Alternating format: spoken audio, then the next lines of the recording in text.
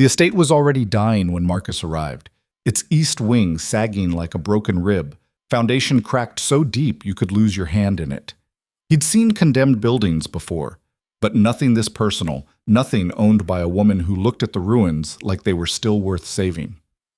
Elena Whitmore stood in the doorway of her father's rotting dream, a billionaire holding a stack of architectural plans that might as well have been love letters to a ghost. The inspection would take 3 days.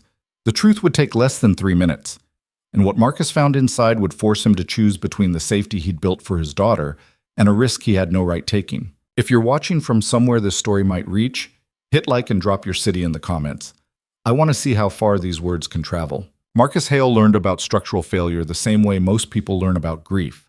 Suddenly, violently, and with the kind of clarity that makes you wish you'd paid attention sooner. He was 32 years old, lean in the way men get when they forget to eat unless someone reminds them, with permanent creases at the corners of his eyes from squinting at building foundations in bad light. His hands were scarred in all the places that mattered: knuckles, palms, the webbing between thumb and forefinger where a nail gun had misfired 6 years ago. He wore his wedding ring on a chain under his shirt because it didn't fit anymore. Hadn't fit since the year after Sarah died, when grief had carved 20 pounds off him and left him hollow in places he couldn't name. He drove a '98 Ford Ranger that burned oil and made a sound like a dying animal every time he shifted into third. The truck bed was full of equipment he mostly didn't need but always brought anyway. Laser level, moisture meter, fiber optic scope, the good flashlight that cost more than his monthly grocery bill. His daughter Lily sat in the passenger seat with her backpack wedged between her knees, doing homework in the kind of loose, distracted way that meant she wasn't really doing homework at all. "This one's big," she said, not looking up from her math worksheet. "They're all big." "No, I mean actually big. I looked it up. The Whitmore estate is like historically significant." Marcus glanced at her. She was 8 years old, small for her age, with Sarah's dark hair and his unfortunate habit of noticing things people didn't want noticed. She wore glasses she hated and kept pushing up her nose with one finger in a gesture that made his chest hurt every single time. "Where'd you look it up?" "Library. Ms. Chen let me use the computer." "You're supposed to be doing math at the library." "I did math, then I did research." She said it like the two were equally important, which in Lily's world they probably were. It was built in 1887. Original owner was a railroad guy. 3 stories, 22 rooms, servant quarters, the whole thing. Been in the Whitmore family for like ever. And now it's falling apart. "Everything falls apart," Lily said. She turned a page.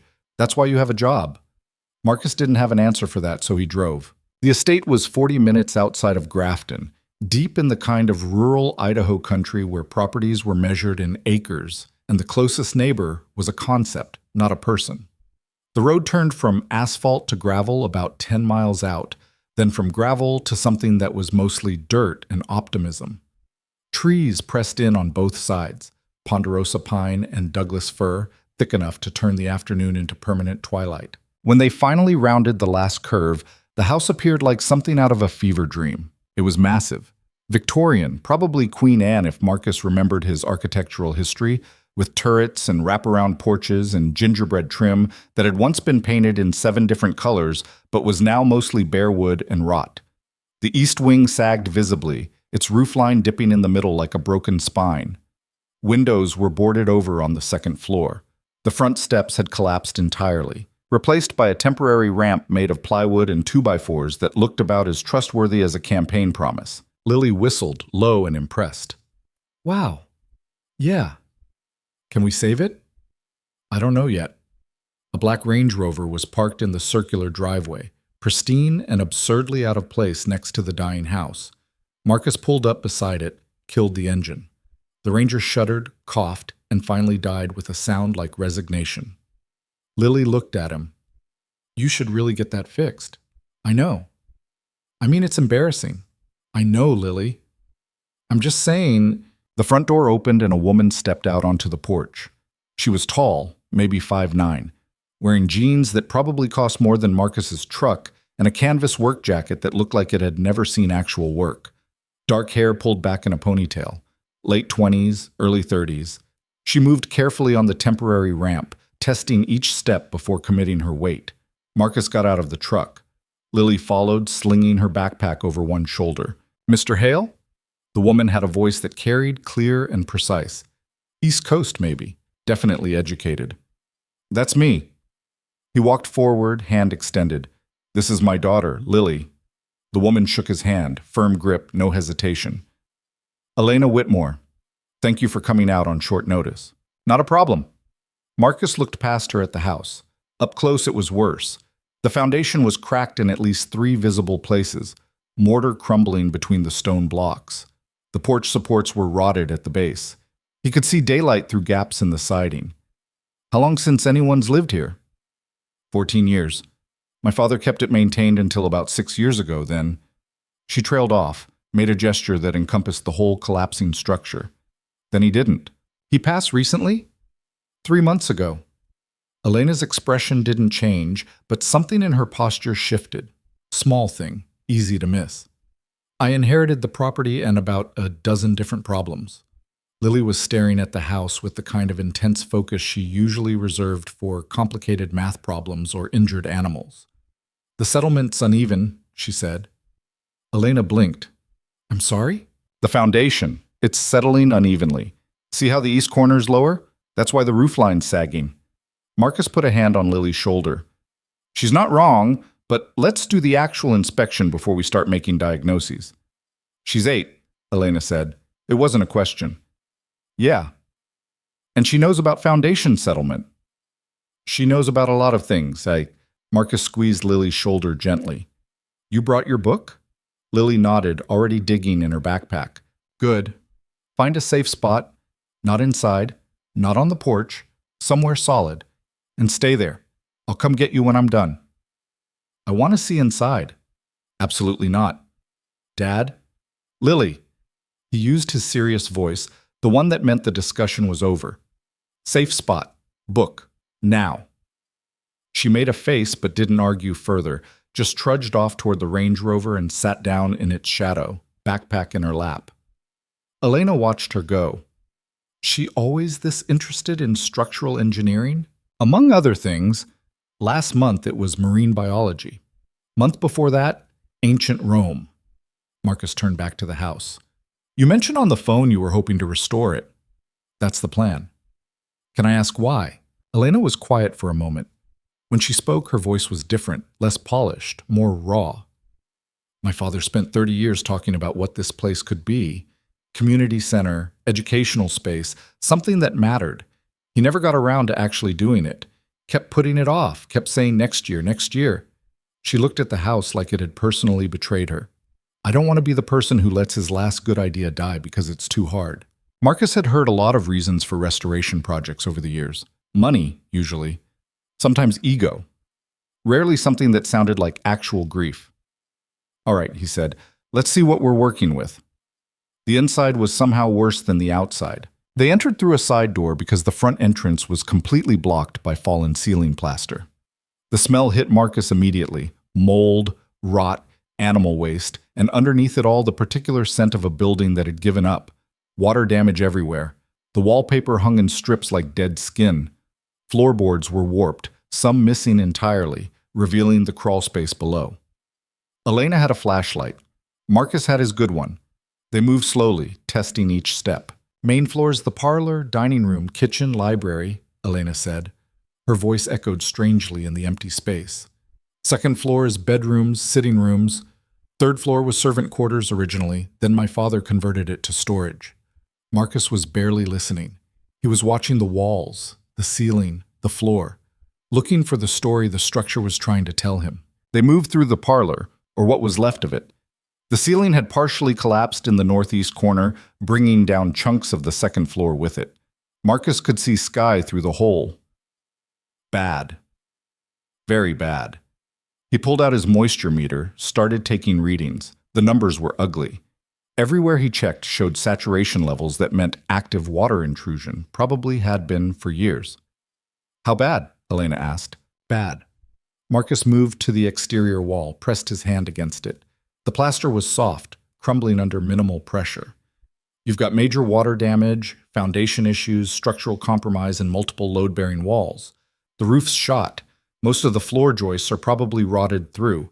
and that's just what I can see without opening walls. But it's fixable. He turned to look at her. She was standing in the middle of the ruined parlor, surrounded by debris and decay, and her expression was absolutely certain. Ms. Whitmore, Elena. Elena, I'm not saying it's impossible. I'm saying it's going to cost more than you probably think, take longer than you want, and even then there's no guarantee the structure's sound enough to make it worth the investment. My father left me $43 million, Elena said. Her voice was flat, factual. I don't need guarantees. I need an honest assessment and someone who won't quit halfway through. Marcus had been doing inspections for 8 years. He'd seen a lot of people with money and plans. Most of them treated buildings like problems to be solved with enough cash and willpower. Most of them were wrong. But something about the way Elena stood there, surrounded by her father's rotting dream, made him think maybe she understood more than she was saying. I'll need 3 days, he said. Full structural survey, foundation analysis, environmental testing. After that, I can give you a real report, not just guesses. Done. What do you need from me? Access to every room, any original plans or documents you have, and honestly, low expectations. Elena almost smiled. I can manage that. They spent the next 4 hours going through the house room by room. Marcus took measurements, photos, samples. He found evidence of termites in the dining room, a completely failed support beam in the library, and black mold in quantities that probably violated several health codes. The second floor was worse. Half the bedrooms were inaccessible due to collapsed flooring. The ones they could reach showed the same pattern: water damage, structural failure, decades of neglect compressed into visual nightmare. By the time they made it to the third floor, Marcus's professional opinion had solidified into something close to certainty. This building was dead. Not dying. Dead. Had been for years. Any attempt to restore it would be throwing good money after corpse. He didn't say that to Elena. Not yet. But he started mentally drafting the report he'd have to write, the one that would recommend demolition and rebuild over restoration. The third floor was one long open space, originally divided into servant quarters, but now just rafters and rot and boxes. Lots of boxes. Stacked against walls, piled in corners, decades of accumulated storage that no one had bothered to sort through. Elena picked her way through the debris field. My father was a pack rat. Couldn't throw anything away. Said everything had value if you looked hard enough. Did he? Did he what? Look hard enough. She laughed, short and sharp. No, he just kept accumulating and telling himself he'd deal with it later. She nudged a box with her foot. Later never came. Marcus was checking the roof supports, making notes about replacement costs when he heard a sound behind him. Not a loud sound, just a small shift, a creak of old wood adjusting to weight it hadn't held in years. He turned. Lily was standing in the doorway. I told you to stay outside, Marcus said. You were taking forever. Lily walked into the room like she owned it, completely unconcerned by the holes in the floor or the fact that they were 3 stories up in a building that might collapse if someone sneezed too hard. I got bored. Lily, what's in all the boxes? Elena looked at Marcus, eyebrows raised in a question. Marcus sighed. Fine, 10 minutes. Then you're going back to the truck. Lily was already pulling open the nearest box. Old papers. Boring. She moved to the next one. More papers. Also boring. Third box. Oh, these are cool. She pulled out what looked like an old photograph, yellowed and bent at the edges. Elena came over, looked at it. Her expression changed. That's my grandfather. I didn't know any photos of him still existed. Lily was digging deeper, pulling out more pictures, documents, what looked like hand-drawn sketches. There's a lot of stuff in here, like a lot. Marcus watched his daughter sort through someone else's family history with the kind of careful attention she usually reserved for wounded birds and broken toys. Something about it made his chest feel tight. Lily, he said, we need to go. Just 1 more minute. Now, please. She looked up at him, and he saw Sarah in her eyes, that particular expression that meant she was about to argue, but knew it wouldn't work. Okay, she said. They walked back to the truck in the fading light. Lily was quiet, which usually meant she was thinking too hard about something. Marcus buckled her in, walked around to the driver's side. Elena followed him.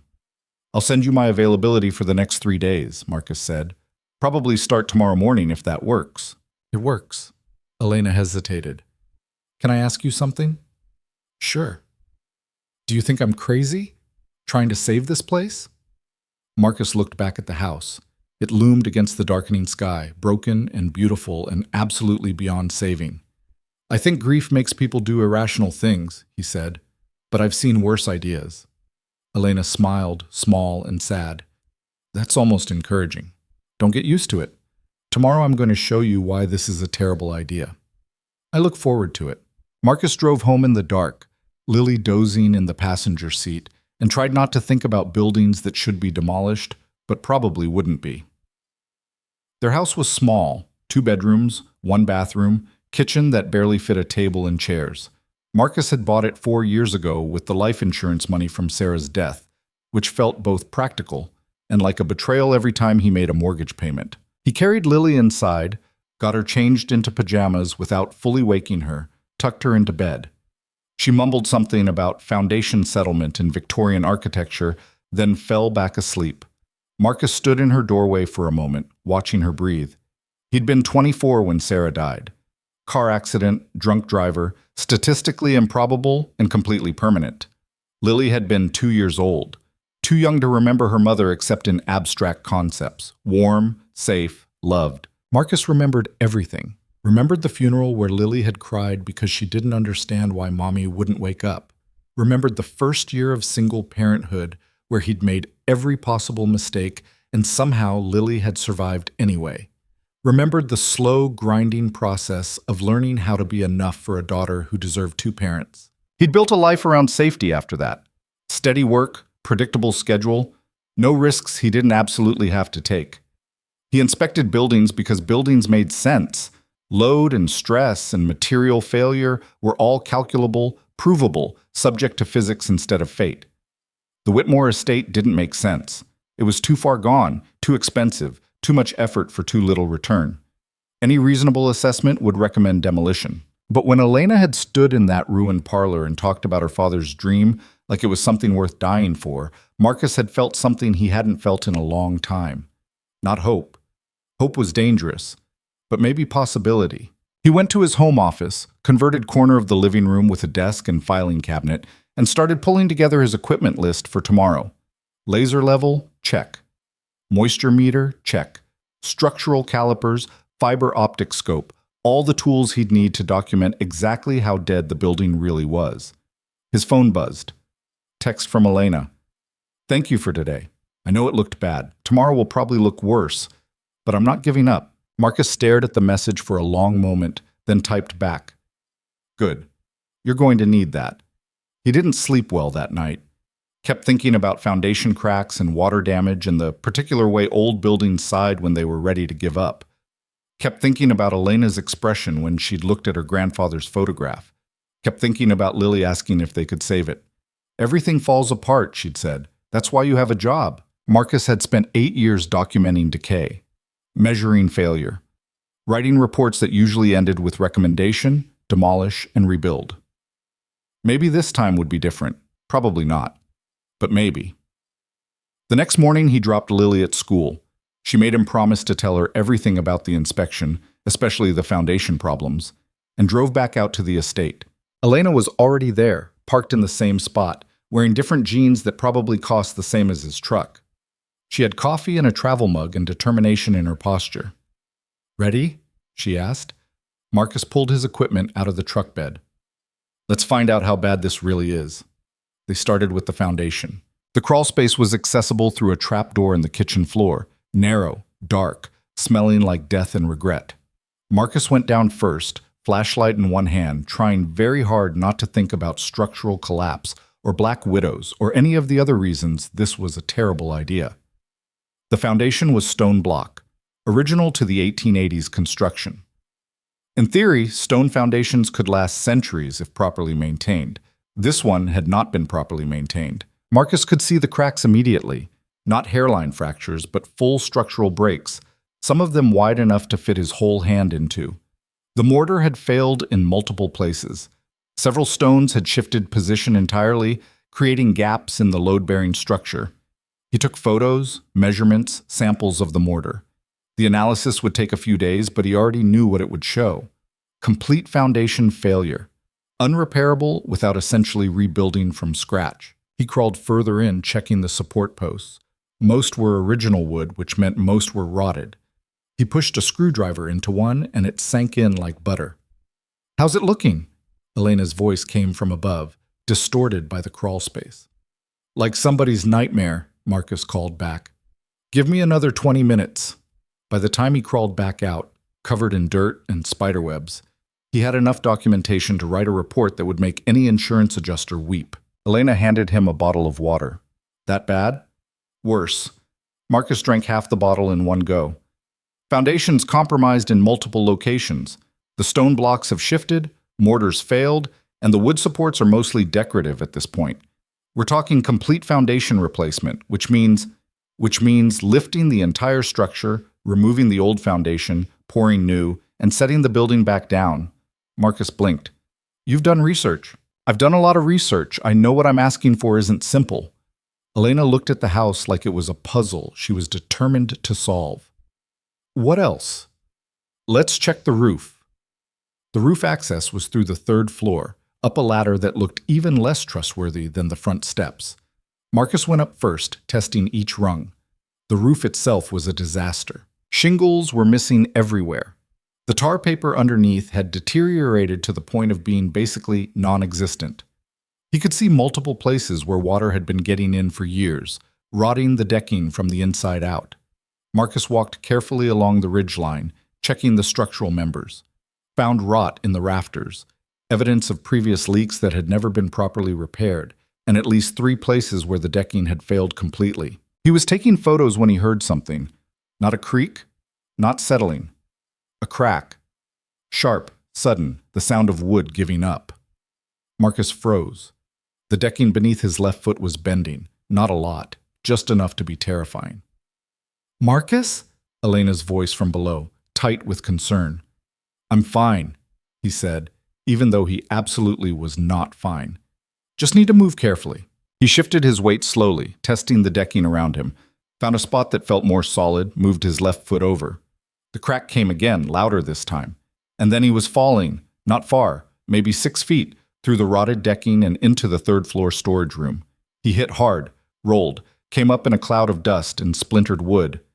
"Marcus?" Elena was there, kneeling next to him. "Are you okay?" "Don't move. I'm fine." He was already checking himself over. Bruised ribs, scraped arm, possibly twisted ankle, but nothing broken. Lucky. Incredibly, stupidly lucky. "You fell through the goddamn roof." "I noticed." Marcus stood up slowly, testing his weight on the ankle. Painful, but functional. "This is exactly why I told you this building's not safe." "This is exactly why we need to fix it," Elena shot back. They stared at each other. Marcus realized his flashlight was still in his hand somehow. The good flashlight. If he'd broken it, Sarah would have killed him. Sarah was already dead. He started laughing. Couldn't help it. The absurdity of it all, falling through a roof, arguing with a billionaire about a building that should have been demolished years ago, worrying about a flashlight while covered in century-old dust. Elena looked at him like he'd lost his mind. "Are you?" "I'm fine." Marcus got control of himself. "I'm fine. Let's get out of here before something else collapses." They made it back to ground level without further incident. Marcus's ankle was starting to swell. He sat on the tailgate of his truck, trying to decide if he needed an ER visit or just ice and stubbornness. Elena brought him more water and a first aid kit from her Range Rover. "You should get that looked at," she said. "It's fine." "You're limping." "I'm always limping. Old injury." Not entirely true, but close enough. Elena opened the first aid kit, pulled out an ice pack, cracked it to activate the chemicals. "Here." Marcus took it, pressed it against his ankle. "Thanks." They sat in silence for a moment. "I'm still hiring you," Elena said. "Even after I fell through your roof?" "Especially after. Anyone can walk around a safe building. Takes a real professional to fall through the dangerous ones and keep working." Marcus couldn't tell if she was joking. "I'm going to write a report," he said, "and that report is going to recommend demolition, because that's the honest assessment. This building is past saving. Write whatever you need to write. Elena looked at him directly. But I'm still going to try. Why? Because my father spent 30 years talking about what this place could be and never did anything about it. Because I'm tired of watching things fall apart and pretending it's inevitable. Because maybe... She stopped, recalibrated. Because I need to try. That's all. Marcus understood that. Had spent 4 years trying to be a good enough father to make up for Lily not having a mother. Trying to build a safe enough life to make up for the world being fundamentally unsafe. Trying to find meaning in structural inspections because at least buildings followed rules. 3 days, he said. I'll give you a complete assessment. After that, it's your decision. Deal. They shook on it. Marcus drove home carefully, ankle throbbing. He picked up Lily from school. She immediately noticed the limp, demanded the full story, was simultaneously horrified and fascinated by the roof collapse. You could have died, she said. But I didn't. But you could have. Lily. He pulled into their driveway, killed the engine. I'm fine. It was an accident. It won't happen again. She looked at him with an expression that was pure Sarah, skeptical, concerned, already planning contingencies he couldn't predict. I don't want you to die, she said. I'm not going to die. You don't know that. She was right. He didn't know that. Nobody knew that. Sarah had been healthy and careful and had still ended up dead at 26. Marcus pulled Lily into a hug. I'm going to be as careful as I can be. And I'm going to keep coming home to you. That's a promise. You can't promise that. I just did. They went inside. Marcus made dinner, spaghetti, which was one of 4 things he could cook without burning, while Lily did homework at the kitchen table. His phone buzzed. Email from Elena with the subject line, Initial Documentation. He opened it. She'd sent him everything, original architectural plans, historical photos, property surveys, her father's notes and sketches. Hundreds of pages of documentation. Marcus scrolled through it slowly. The plans were beautiful, hand-drafted, precise, showing the building as it had been meant to be. Not the rotting corpse he'd been inspecting, but something grand and purposeful. There was a note at the end, in what looked like Elena's handwriting. My father believed buildings had souls, that they remembered what they were meant to be, even when they'd forgotten how to stand. I don't know if that's true, but I'd like to find out. Marcus closed his laptop. Dad? Lily was watching him. Are we going to save it? It's not our building to save. But are we going to help? He should say no. Should explain that some things were too broken to fix, that not every dream deserved resurrection, that sometimes the smart thing was to walk away. Instead, he said, We'll see. Lily smiled like she knew he'd already made up his mind. Maybe he had. The next 2 days, Marcus spent documenting everything. He brought Lily with him. She stayed in the truck mostly, doing homework and occasionally pointing out things he'd missed. She had an eye for patterns, for the way structures held themselves together or fell apart. On the 3rd day, while Marcus was checking the library's floor joists, Lily wandered off. He found her 10 minutes later on the 2nd floor, standing in what had once been a bedroom, staring at the wall. Lily, I told you to stay in the truck. There's something wrong here, she said. There's something wrong everywhere. No, I mean specifically wrong. She walked to the wall, put her hand flat against it. The spacing's off. Marcus came over, looked at what she was seeing. The studs. They were visible through gaps in the plaster. And Lily was right. The spacing was inconsistent. 16 inches on center in most places, but here it went 16, 16, then 32, then back to 16. Probably just construction variance, Marcus said. Old buildings aren't always precise. But look at the pattern. Lily pulled out her notebook. She'd been sketching floor plans while he worked. It's like this in 3 different rooms, always the same pattern. 16, 16, 32. Marcus pulled out his fiber optic scope, drilled a small hole, threaded the camera through. The wall was hollow. Not insulated hollow, actually hollow. A void space about 2 feet wide running floor to ceiling. Huh, he said. What is it? Secret passage, maybe. Or just a weird construction choice. Hard to tell without opening the wall. Lily looked at him with shining eyes. Can we open it? Absolutely not. This isn't our house. But what if it's important? Then we'll tell Miss Whitmore and she can decide what to do.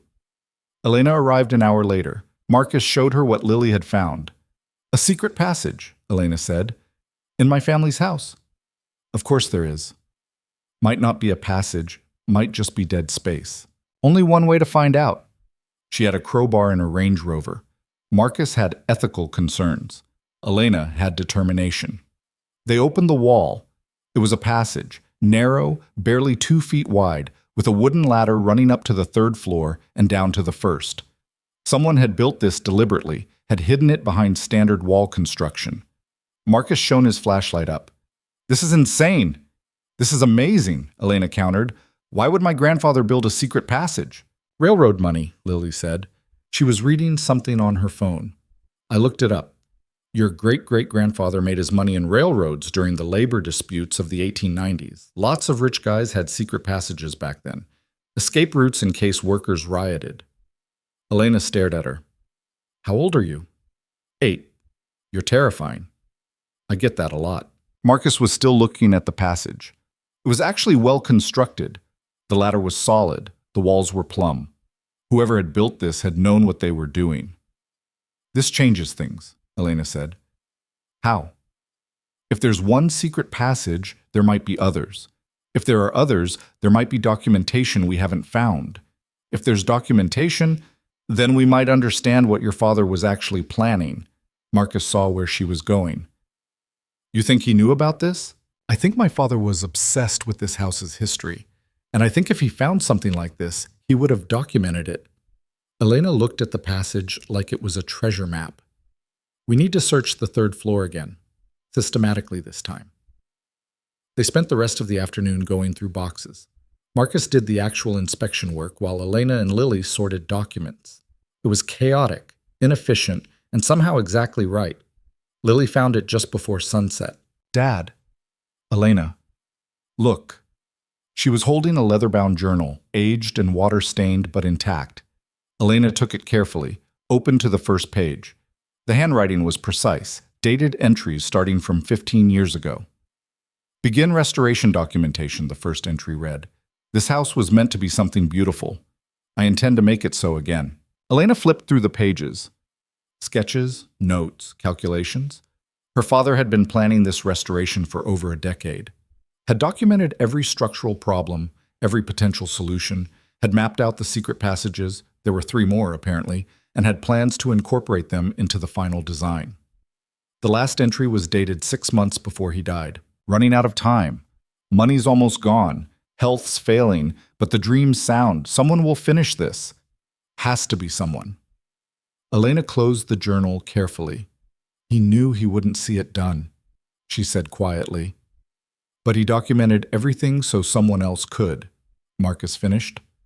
They stood in the fading light, surrounded by boxes and dust and the accumulated dreams of a dead man. Lily tugged on Marcus's sleeve. "We're going to help, right?" Marcus looked at Elena. Elena looked at the journal. The journal offered no opinions. "I need to finish my report," Marcus said. "But, yeah, after that we'll figure something out." That night Marcus sat at his desk and wrote 2 reports. The first was honest, professional, detailed. It documented every structural failure, every point of compromise, every reason the building should be condemned. The second was the same, except it ended differently. Recommendation: demolition and rebuild would be the economically sensible choice. However, given the historical significance, the existing documentation, and the structural integrity of the core frame, restoration is technically feasible. It would require complete foundation replacement, comprehensive roof rebuild, remediation of all water damage, and integration of modern systems while preserving historical elements. Budget estimate: $8 to $12 million. Timeline: 18 to 24 months. Success. Probability: 40%, but possible. Barely, if someone was willing to commit completely. He sent both reports to Elena at midnight. She responded 30 seconds later. "Second one. We're doing the second one." Marcus stared at the message, then typed back, "You're sure?" "No, but I'm doing it anyway." He smiled despite himself. "Okay then, let's save a building." The contractors arrived on a Wednesday morning in early March, when the ground was still half frozen and the sky looked like it couldn't decide between rain and something worse. Marcus had recommended a crew out of Boise. Tom Castellano and his team, guys who'd worked on historical restorations before and wouldn't quit the first time they hit a problem that required actual thinking. Tom was 56, built like a fire hydrant, with hands that looked like they'd been carved from the same stone as the estate's foundation. He walked the property for 20 minutes without saying a word, just looking, touching walls, testing floor joists with the toe of his boot. Marcus and Elena followed at a respectful distance. Lily was at school, which was probably for the best. She'd been asking questions about the restoration every night for 2 weeks, questions Marcus didn't have answers for yet. Finally, Tom stopped in the middle of the front parlor, turned to face them. "You're both out of your minds," he said. "I've heard that before," Elena said. "No, I mean clinically insane. This building should have been torn down in 2010, maybe earlier." Tom kicked at a piece of fallen plaster. "Foundation shot, roof's gone, structural frames compromised in at least a dozen places I can see without even trying. You're talking about a complete rebuild while pretending it's a restoration." Marcus had expected this. "Can you do it?" "Can I? Sure." "Will it bankrupt your client and probably kill somebody in the process?" "Also sure." Elena stepped forward. "Mr. Castellano." Tom. "I understand this isn't a normal project. I understand the risks. What I need to know is whether you're willing to take it on anyway." Tom looked at her for a long moment. "You got family money in this?" "Does it matter?" "Means you're spending dead people's cash on dead people's dreams. That's a particular kind of crazy that usually ends badly." He pulled out a measuring tape, started checking the parlor's dimensions against the original plans Marcus had provided. "But I've done worse for worse reasons. Give me 3 days to work up a real estimate. After that, you can decide if you want to write me a check that'll make your accountant cry." 3 days, Elena agreed. Tom left. Marcus and Elena stood in the empty parlor listening to the house settle around them. "He's not wrong," Marcus said. "About the crazy part. I know. This could go very badly. I know that too." Elena walked to the window, looked out at the overgrown grounds. "My father used to say that the difference between vision and delusion was follow-through. That anyone could have big ideas, but actually finishing something, that's what separated the dreamers from the builders. And you think this is vision, not delusion?" "I think I won't know until I try." She turned back to him. "Are you having second thoughts?" Marcus considered lying, decided against it. "Every single day, but I keep showing up anyway." "Why?" It was a fair question. Marcus had been asking himself the same thing. The honest answer was complicated. It had something to do with Lily's expression when she'd asked if they were going to save the building. Something to do with Sarah's voice in his head, the one that showed up at inconvenient times and said things like, "You're playing it too safe," or "When did you stop taking risks?" Something to do with the fact that he'd spent 4 years building a life that was predictable and controlled and small. And maybe he was tired of small. "Because your father's journal was dated," Marcus said instead. "Every entry, and in the last 6 months the entries got shorter, handwriting got worse. He knew he was running out of time and he kept working anyway." "That doesn't answer my question." "It does, actually. He kept working because the alternative was giving up. And I guess I'm not ready to give up yet either." Elena smiled, small and genuine. "Thank you. Thank me when we're not bankrupt and buried under a collapsed building." Tom's estimate came back 3 days later. Marcus opened it in his truck, sitting in the estate's driveway with the engine running for heat. $12,400,000. 22 months. Assuming everything went perfectly, which it wouldn't. He called Elena. "How bad?" she asked without preamble. 12.5 million. Silence on the other end. "Elena, I'm here, just doing math." More silence. "Okay, let's do it." "You sure? That's a lot of money." "Marcus, my father left me $43 million and a house falling apart. I can either spend it trying to honor what he wanted, or I can let it sit in an account earning interest while his dream rots into the ground. The choice is pretty clear." Tom said 22 months. "Then we better get started." The paperwork took 2 weeks. Permits, inspections, historical preservation board approvals, engineering reports, environmental assessments. Marcus had forgotten how much bureaucracy was involved in actually building something. Elena handled most of it with the kind of ruthless efficiency that came from having money and knowing how to use it. She hired lawyers, expedited approvals, wrote checks that made things happen faster. By the end of March, they had approval to begin. The first phase was demolition. Not complete demolition, selective, removing everything that was damaged beyond repair while preserving the structural bones.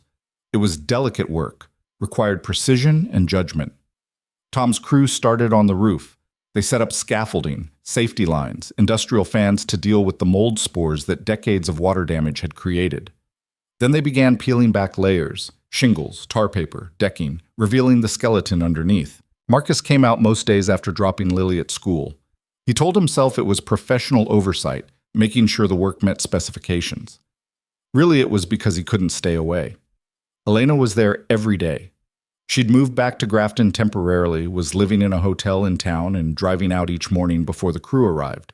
She wore work boots and carried a thermos of coffee and knew everyone's name by the end of the first week. "You don't have to be here," Marcus told her one morning. "You're paying professionals. Let them work." "I need to see it," Elena said. "Need to understand what's happening at every stage. My father planned this for 15 years and never got to watch it happen. I'm not going to honor that by sitting in a hotel room reading progress reports." Fair enough. They worked through April. The roof came off piece by piece, revealing damage that was somehow worse than the initial assessment. Two of the main support trusses had rotted completely through. The chimney was structurally unsound. There was evidence of a fire at some point, never properly repaired, that had weakened the entire west side. Tom brought Marcus a list of additional costs. Another $400,000, minimum. Marcus showed it to Elena. She signed the approval without hesitating. "At what point do you say enough?" Marcus asked. "When it's actually impossible. Not just expensive, impossible." Elena was watching Tom's crew work on the chimney, carefully dismantling it brick by brick. Every time they find something new, they also find a way to fix it. That's not impossible, that's just hard. In May, they started on the foundation. This was the part Marcus had been dreading. Lifting a 3-story Victorian house off its foundation was the kind of operation that could go catastrophically wrong in a dozen different ways. Tom brought in a specialist, a guy named Ray Chen, who'd done foundation work on historic buildings across the Pacific Northwest. Ray was quiet, methodical, the kind of engineer who measured 3 times and cut once. He spent a week just planning the lift, calculating load distribution, identifying lift points, determining the sequence. Then he brought in the equipment: hydraulic jacks, steel beams, enough supporting structure to hold up a building that weighed approximately 400 tons. The lift was scheduled for a Tuesday. Clear weather, no wind, optimal conditions. Marcus brought Lily. She'd been asking to see the construction for weeks, and this felt significant enough to warrant missing school. They stood with Elena at a safe distance while Ray's team positioned the jacks, attached the lift cables, ran through final safety checks. Ray gave the signal. The jacks engaged with a hydraulic hiss that sounded like the world's largest sigh. The house shifted. Not much, maybe an inch, if that. But it moved. 400 tons of Victorian architecture rising up off its failed foundation like it was finally ready to let go of the past. Lily grabbed Marcus's hand. "It's floating!" "It's not floating. It's being lifted by very expensive equipment." "Still looks like floating." The lift took 4 hours. Inch by inch, the house rose until it sat on the steel support beams, suspended 3 feet above the ground. Beneath it, the old foundation looked like a bad tooth, cracked, broken, useless. Tom's crew moved in with jackhammers and excavators, began tearing out the old stone blocks. The sound was tremendous, violent, necessary. Elena watched it all with an expression Marcus couldn't quite read. "You okay?" he asked. "My father walked on that foundation," she said. "His father before him. 5 generations of Whitmores, all standing on stone that's being broken apart and thrown away. We're building something better. I know. Doesn't make it easier to watch." They worked through June.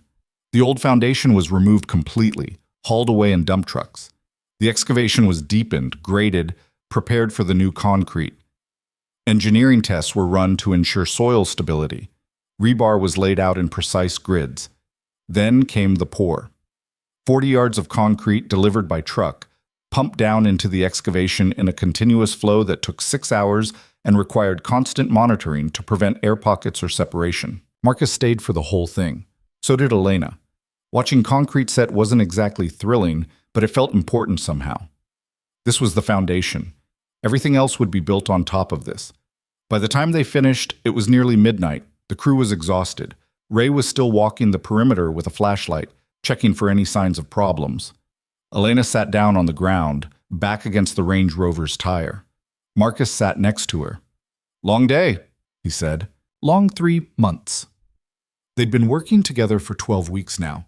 Marcus had learned things about Elena that didn't fit the initial impression.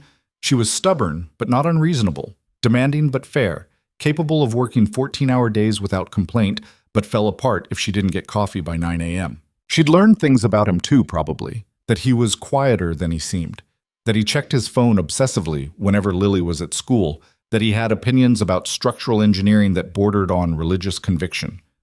"Can I ask you something?" Elena said. "Sure." "Why structural inspection? Of all the things you could do with an engineering degree, why spend your time documenting buildings that are falling apart?" Marcus had been asked this before. Usually he gave a safe answer about job security or interesting challenges. Tonight he told the truth. "My wife died in a car accident," he said. "Drunk driver ran a red light. She was 26 years old, doing everything right, and she died anyway because sometimes the world doesn't care about right." Elena didn't say anything, just listened. After that, I needed work that made sense, where there were rules, and if you followed the rules, you got predictable results. Buildings follow physics. Load capacity, material strength, structural integrity, it's all calculable. No random chance. No drunk drivers. He picked up a piece of gravel, tossed it into the darkness. Guess I needed something I could understand when nothing else made sense. Does it work? Sometimes. Until I meet someone trying to save a building that should be demolished, and I remember that not everything follows the rules I want it to follow. Elena smiled. "Sorry about that." "Don't be. Lily's happier than I've seen her in months. Keeps telling everyone at school about the restoration. Apparently I'm cool now." "You're welcome." They sat in comfortable silence, watching Ray's flashlight bob around the foundation. "My father had a heart attack in this house," Elena said quietly. "3rd floor, surrounded by all those boxes. His lawyer found him 2 days later." She was quiet for a moment. "I was in New York. Hadn't talked to him in 3 months. We'd fought about money, about his obsession with this place, about how he was wasting his life on a building that didn't matter. Elena, I told him he needed to let it go. Sell the property, move somewhere manageable, stop throwing money at a problem he couldn't solve." She laughed, sharp and bitter. "And then he died, and I inherited everything, and I realized he'd been trying to tell me something I was too busy to hear." "What was he trying to say?" "That some things are worth finishing even if you don't get to see the end. That legacy isn't about what you own, it's about what you build." Elena looked at the suspended house, dark against the stars. "He spent 15 years planning this. 15 years documenting and dreaming and believing it was possible. I spent 15 years telling him he was wasting his time. You're finishing it now. Doesn't undo being wrong then." Marcus understood that, had spent 4 years being the safest father possible and still felt like he was failing Sarah somehow. Like every careful choice was an apology for the one night he couldn't control. "My daughter asked me last week if her mother would be proud of me," he said. "I didn't know how to answer, because honestly, Sarah would probably be furious that I've spent 4 years playing it safe. She was the risk taker, the one who said yes to things before thinking them through. And I loved that about her, and I've spent every day since she died doing the exact opposite. Until this. Until this." Ray's flashlight went out. The foundation was set. They could go home. Neither of them moved. "Thank you," Elena said, "for taking the risk, for saying yes when the smart answer was no. Ask me again when we see the final bill." July was framing. The house was lowered back onto the new foundation with the same careful precision it had been lifted with. Then the real work began. New support posts, reinforced floor joists, structural repairs to the frame where rot had compromised the integrity. Tom's crew worked through the heat. It hit 97 degrees one afternoon, and Marcus watched them frame the new roof structure without stopping. Lily came out on weekends when Marcus needed to be on site. She'd made friends with some of the crew, particularly a carpenter named Jesse who let her help with non-dangerous tasks like sorting lumber or organizing hardware. Your kid's got good spatial sense, Jesse told Marcus one Saturday. Looked at the framing layout and spotted a mistake I'd made in the measurements. Saved us from building the whole thing wrong. Marcus found Lily sitting in the shade, drinking lemonade Elena had brought from town. Jesse says you found an error, he said. Lily shrugged. The measurements didn't match the original plans. Easy to see if you're paying attention. You're 8. So most 8-year-olds don't catch engineering mistakes. Most 8-year-olds aren't interesting. She said it matter-of-factly, no arrogance, just observation. Marcus sat down next to her. You like coming out here? Yeah, it's cool watching something get built. Usually you just show me buildings that are falling apart. That's my job. I know, but this is better. Lily finished her lemonade, set the cup down carefully. Ms. Whitmore says when it's done, they're going to have programs for kids, like science stuff and art classes and things. That's the plan. Do you think I could help? Like, when it's open, I could teach younger kids about architecture or structural engineering or whatever. Marcus felt something in his chest crack open. His daughter, planning a future that involved more than just surviving. Planning to teach other kids the things she'd learned. I think that would be amazing, he said. August brought problems. The electrical system needed to be completely redone. No surprise there. But when they opened the walls to run new wire, they found asbestos insulation. Not a lot, but enough that it needed professional abatement before work could continue. Another 2 weeks, another $80,000. Elena approved it without blinking, but Marcus saw the tension in her shoulders, the way she checked her phone more frequently, the calculations happening behind her eyes. How much is left? He asked one evening. They were in the library, reviewing the latest engineering reports. Enough, barely. Elena set down her phone. I'm going to have to sell some investments, probably liquidate the apartment in New York. But it's doable. You're selling your home? I'm selling a property I barely lived in to finish something that actually matters. Not really a sacrifice. The asbestos abatement took 3 weeks instead of 2. By the time they got clearance to resume work, it was September and the weather was starting to turn. Tom pulled Marcus aside. We need to talk about timeline, he said. We're behind. Not catastrophically, but enough that winter's going to be a problem. Can't do exterior work in January when it's 15 degrees and snowing. How far behind? 6 weeks? Maybe 2 months? We push hard through fall. We might get the exterior envelope closed before winter hits. Maybe. Marcus ran the numbers in his head. What do you need? More crew, double shifts on the critical path items, and probably a miracle. I can get you crew and shifts. The miracle's on you. They hired 8 more workers. The site became a controlled chaos of activity. Framers and electricians and plumbers all working simultaneously, coordinated by Tom with the precision of a conductor leading an orchestra. Marcus was there every day now. He'd rearranged his schedule, taken on a partner to handle his other inspection contracts, because this had stopped being just a job somewhere around the time he'd fallen through the roof. Elena was there too, of course. She'd stopped pretending she was going back to New York, had rented a house in Grafton, enrolled in the local Business Owners Association, started talking about the estate like it was her permanent project. Not a temporary obligation. They worked 12-hour days, 14 on weekends. Lily did homework in the truck or helped Jesse with whatever tasks were safe for an 8-year-old with good spatial reasoning and too much curiosity. By October, the exterior envelope was mostly complete. New roof, new siding, new windows that actually sealed.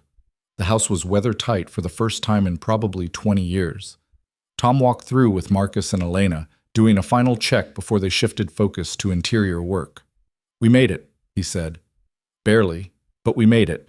Everything from here on out can be done regardless of weather. They stood in the front parlor, still rough-framed, still exposed studs and subfloor, but solid, real. A building that would survive winter instead of surrendering to it. Elena looked around the space, and Marcus saw her eyes were bright. You okay? He asked. My father stood here, she said.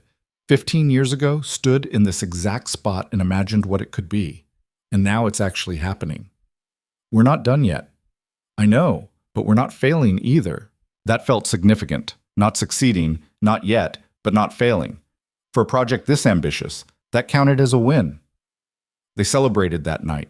Tom and his crew, Marcus and Lily, Elena and the 3 administrative staff she'd hired to manage the foundation she was setting up to run the estate once it was complete. Someone brought beer, someone else brought pizza.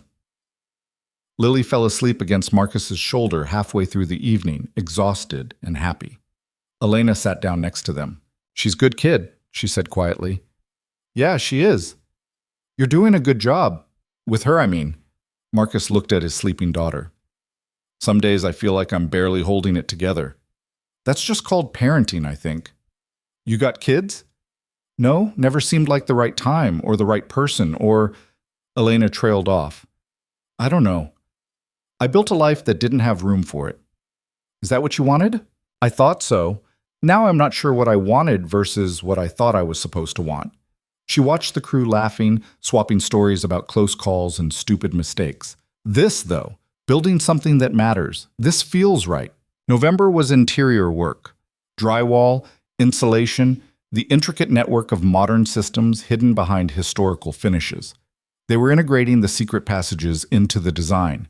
One would become a climate-controlled document storage area, another an emergency exit system, the third a dedicated pathway for mechanical systems. Lily had named them. The first was the archive, the second the escape route, the third the mechanical.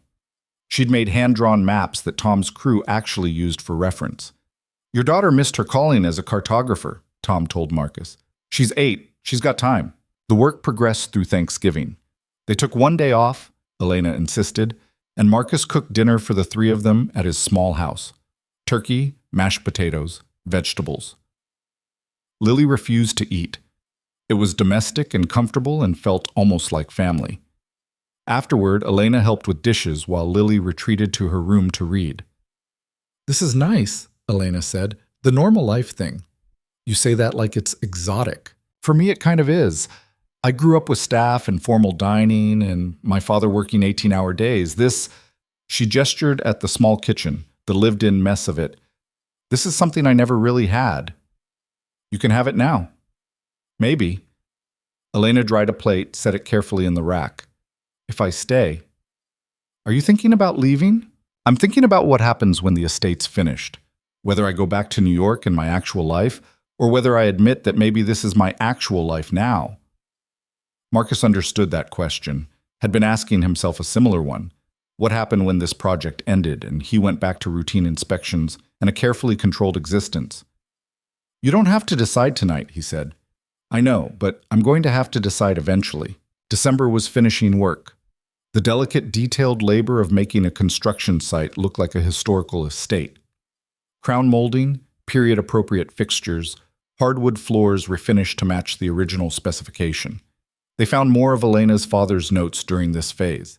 He'd hidden them everywhere, behind walls, under floorboards, tucked into the framing.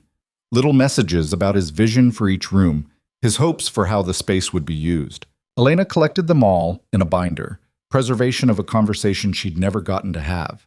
The week before Christmas, they had their first real setback. The bank called. The financing they'd arranged for the final phase was being reconsidered. Something about risk assessment and market conditions, and a dozen other reasons that all meant the same thing. They were being cut off. Elena took the call in the library, Marcus standing nearby. He watched her face go carefully blank, the expression of someone receiving bad news and refusing to show it. "I understand," she said. "Yes, I'll call you back." She ended the call, set the phone down precisely. "They're pulling funding," she said. 400,000 short, and they're pulling funding 3 months from completion. Marcus did the math. "How much do you have left in liquid assets?" "Not enough. Maybe half that. I'd need to sell the New York apartment, and that'll take months, and we need the money now or we lose momentum and probably half the crew. So we find another bank. In 3 weeks? Before Christmas? With a project that's already been flagged as high risk?" Elena laughed, but there was no humor in it. "We're stuck." They sat in silence. Outside, Tom's crew was working on the final exterior details. Inside, the estate was so close to finished, Marcus could see it. The community space Elena's father had dreamed about, the programs for kids like Lily, the whole beautiful, impossible thing, $400,000 away from real. "I have some money saved," Marcus said. Elena looked at him. Marcus? 60,000. It's Lily's college fund, but she's 8. There's time to rebuild it. And if this fails, none of the rest matters anyway. I can't take your daughter's college fund. You're not taking it. I'm investing it. He pulled out his phone, started doing math. 60 from me, you've got 200 available. That's 260. We need 140 more. From where? Marcus thought about it. Thought about Tom's crew, about Jesse who let Lily help with carpentry, about Ray who'd spent a week planning a foundation lift like it was surgery. The people who've been building this thing, he said. Some of them might be willing to defer payment. Take a stake in the foundation instead of immediate cash, if we frame it right. That's asking people to gamble their livelihood on my father's dream. No, it's asking them to invest in something they've been building for 9 months. There's a difference. Elena was quiet for a long time. Finally, she said, "Okay, let's ask." They called a meeting that evening. Tom's whole crew, plus the administrative staff, plus Marcus and Elena, and even Lily, who refused to be left out. Elena stood in the unfinished great room and explained the situation, the funding gap, the timeline, the stakes. "I'm asking you to take a risk," she said. "Defer 20% of your remaining wages in exchange for equity in the foundation that will run this place. If it works, you'll make more than you would have in straight salary. If it fails, you lose that 20%. She was direct about it. No sales pitch, no manipulation, just the facts and the ask. Tom spoke first. "How much do we need total?" 140,000. "And if we hit that number, we can finish?" "Yes." Tom looked at his crew. "Show of hands. Who's in?" Every hand went up. "There's your answer," Tom said. They worked through the details that night. Ray deferred 30,000. Jesse and 2 other carpenters took 25 between them. The rest came in smaller amounts from the full crew, everyone contributing what they could afford to lose. By midnight, they had pledges for $147,000. Elena stood in front of the group, and Marcus saw her crying for the first time since they'd started. "Thank you," she said. I don't have words for this." "You don't need words," Tom said. "You need to finish the damn building. We'll handle the rest." They worked through Christmas. Not because they had to, but because everyone wanted to see it done. Lily helped Elena hang period-appropriate decorations in the completed rooms. Marcus and Tom worked on the final structural inspections. The crew pushed through finishing work with the kind of focus that came from knowing the finish line was actually visible. On New Year's Eve, they stood in the completed great room, 50 people who'd spent 9 months turning a corpse into something living, and watched Elena's father's vision become real. The space was beautiful. High ceilings with restored molding, windows that let in light, floors that gleamed. It looked like the historical photos, but better, more purposeful. Elena gave a speech, thanked everyone by name, acknowledged what they'd risked, promised this was just the beginning. Then she turned to Marcus. "None of this happens without you," she said. "You could have written a report recommending demolition and walked away. Instead, you fell through a roof and kept showing up, so thank you." Marcus didn't have a speech prepared. Wasn't good at public speaking anyway. "It's not done yet," he said. "Still need final inspections, occupancy permits, about 1,000 other things. But we're close. And when it opens, my daughter wants to teach architecture classes to kids who think buildings are boring. So I guess we better make sure the structure's sound." Everyone laughed. Lily tugged on his sleeve. "Dad, it's almost midnight." They counted down together. The crew, the staff, Elena, Marcus, Lily. When midnight hit, they cheered like they'd won something instead of just survived. Maybe they had won. Marcus wasn't sure. The final inspection was scheduled for February. After that, they'd know if 9 months of work and $12 million and one 8-year-old's college fund had produced something viable or just an expensive mistake. But standing there in the completed great room, surrounded by people who'd bet on an impossible dream, Marcus thought maybe the winning wasn't in the outcome.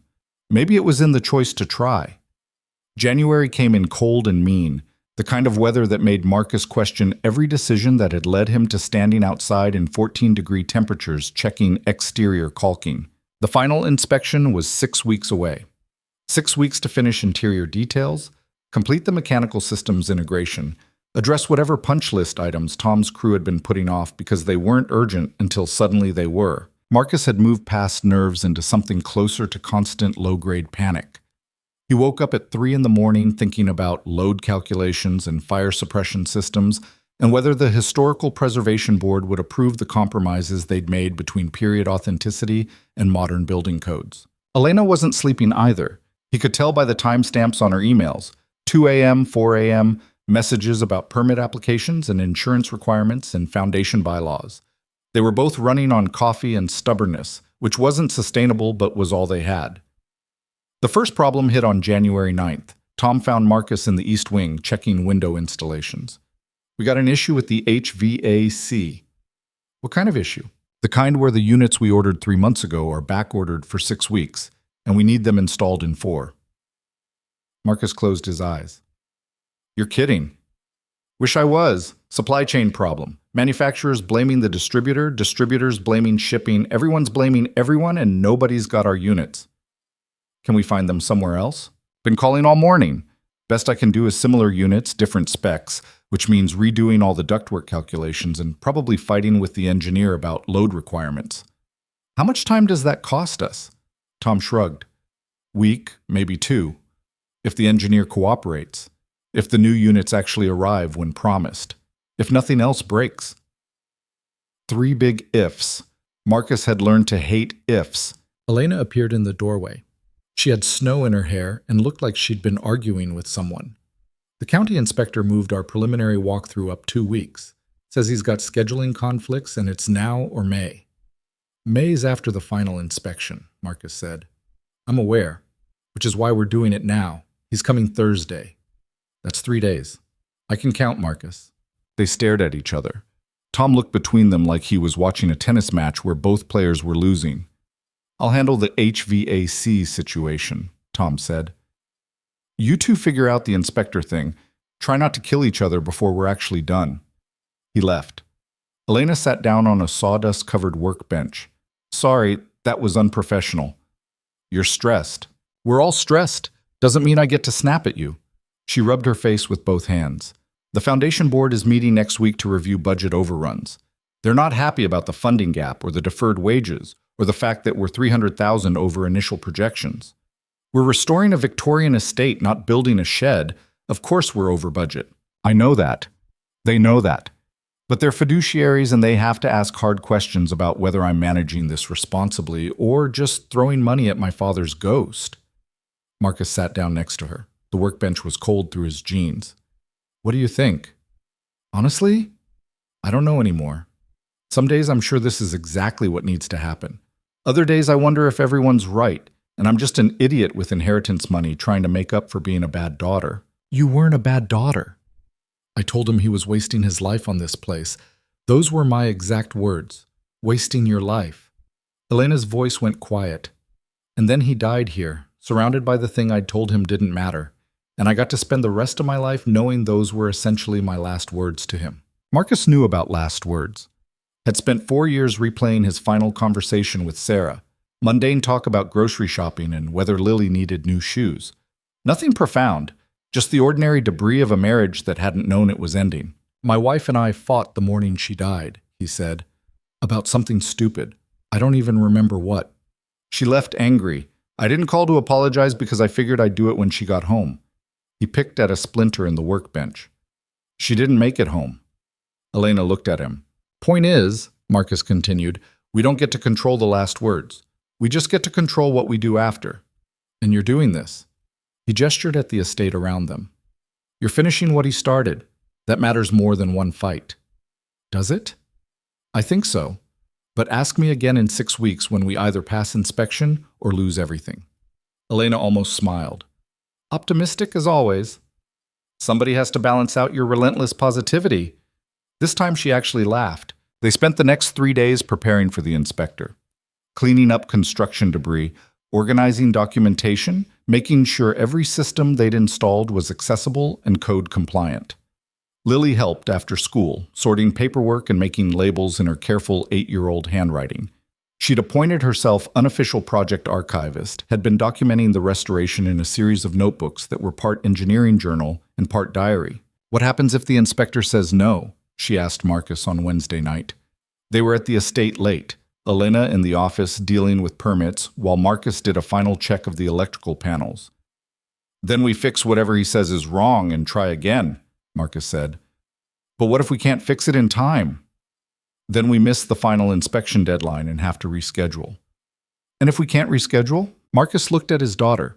She was too smart for her own good, understood consequences in a way most kids her age didn't. Then we'll figure something out, he said. That's what we do, right? Figure things out. You always say that. Because it's always true. Lily considered this. Miss Whitmore seems sad lately. She's stressed. Big project, lots of pressure. It's more than that. She looks like you did after Mom died. Like she's trying really hard not to fall apart. Marcus had no idea how to respond to that. His 8-year-old daughter was doing emotional analysis that he'd been actively avoiding. People handle grief differently, he said finally. Miss Whitmore lost her father. She's dealing with that while trying to finish his dream. That's a lot. Do you think she'll stay after it's done? I don't know. Why? Lily shrugged. I like her, and she makes you smile more. You didn't smile much before. I smiled. Not like now. Marcus didn't have an answer for that, so he went back to checking electrical panels and pretending his daughter hadn't just identified something he'd been trying very hard not to think about. The inspector arrived Thursday morning at 8 sharp. His name was Gerald Voss.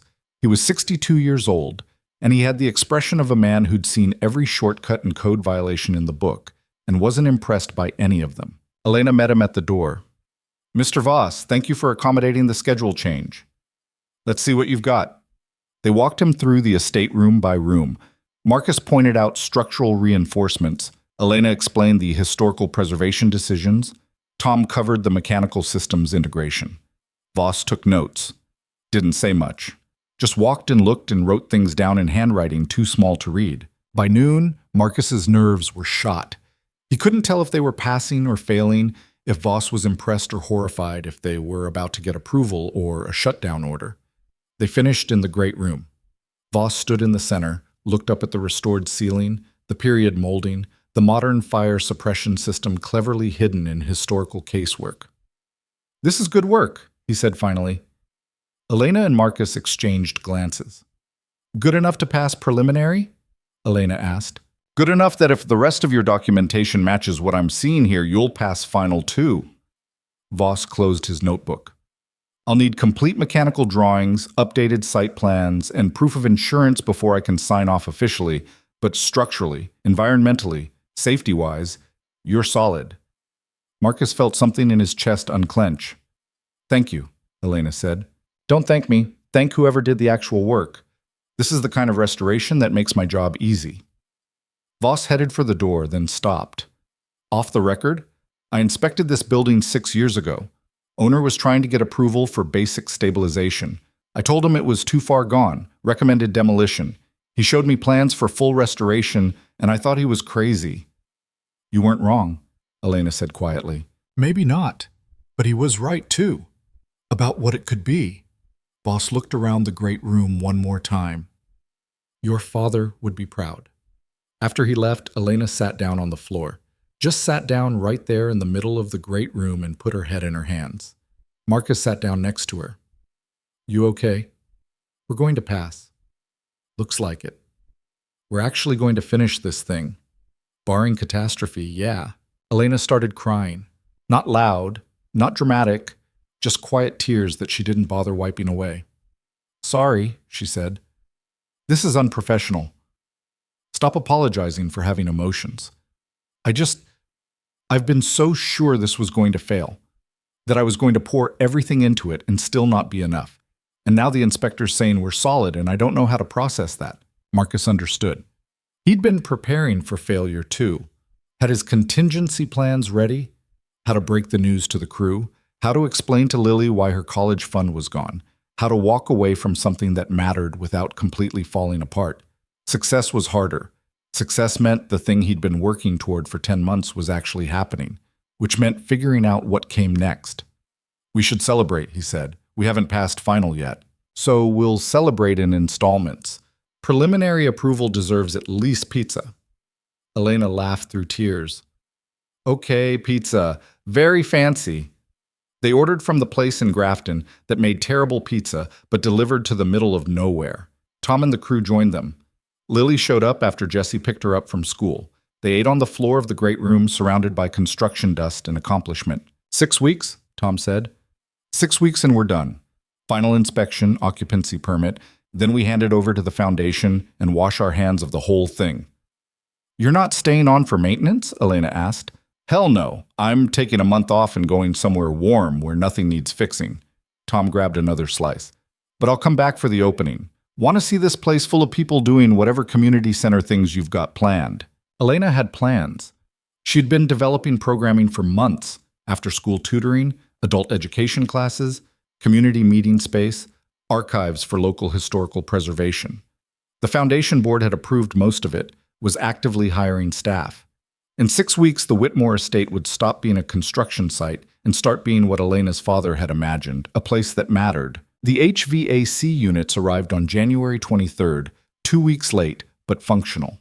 Tom's crew installed them in 4 days of round-the-clock work that probably violated labor laws, but got the job done. By February 1st, they were in final push mode. Every detail that could be completed was being completed. Paint touch-ups, hardware installation, final cleaning, landscaping prep for spring planting. Marcus was there every day. Not because he had to be, but because he couldn't imagine being anywhere else. This project had stopped being work months ago, had become something closer to purpose. Elena was the same. She'd stopped pretending she had a life in New York to get back to, had started using we instead of I when talking about the foundation's future. Had looked at houses in Grafton with the kind of seriousness that suggested she was planning to stay. They didn't talk about it. What happened after? What it meant that they'd spent 10 months building something together and maybe had built something else in the process. Marcus wasn't ready for that conversation. Wasn't sure he'd ever be ready. On February 9th, exactly 3 weeks before final inspection, the storm hit. It started as rain, cold, heavy, persistent. The weather forecast had called for precipitation, but nothing dramatic. Standard winter weather for Idaho. By evening, the rain had turned to ice. By midnight, it was a full-scale ice storm, the kind that happens maybe twice a decade and destroys everything it touches. Marcus was home when the power went out. He woke up to darkness and the sound of branches snapping under the weight of ice. Checked his phone, half battery, no service. Checked on Lily, asleep, buried under blankets in a room that was already getting cold. He couldn't stop thinking about the estate. New construction could handle weather, but they weren't completely weatherproofed yet. There were still gaps, still unfinished details that might not survive a major storm. He tried calling Elena. No service. Tried texting. Message failed. He stood in his dark hallway and did the math. The estate was 40 minutes away in good conditions. In an ice storm, probably an hour. Maybe more. Leaving Lily alone in a house with no power was a terrible idea. Taking her with him into dangerous conditions was worse. But if the estate was damaged, if the storm undid months of work... His phone buzzed. Message from Elena, sent 20 minutes ago but just delivered. At the estate. Power's out. Checking for damage. Don't come. Too dangerous. Marcus called her. It went to voicemail. He tried 3 more times. Nothing. He called Tom. No answer. He stood there holding his phone, and every instinct that had kept him safe for 4 years was screaming at him to stay home, to choose the predictable option, to not risk anything he couldn't afford to lose. But Elena was out there alone. And the estate, the thing they'd all bet on, might be falling apart. He woke Lily up. Get dressed. Warm clothes. We're going to the estate. Lily didn't argue, just got dressed and grabbed her backpack. The drive took 90 minutes. The roads were sheets of ice. Marcus drove 15 miles an hour, hands locked on the wheel, every muscle tense. Tree branches were down everywhere. Power lines sagged under ice weight. The world looked like a disaster zone. Lily sat in the passenger seat, quiet and watchful. You scared? She asked. Yeah. But we're going anyway. Yeah. Because Ms. Whitmore's there.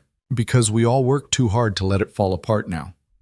Lily nodded like this made perfect sense. When they finally reached the estate, Marcus's heart sank.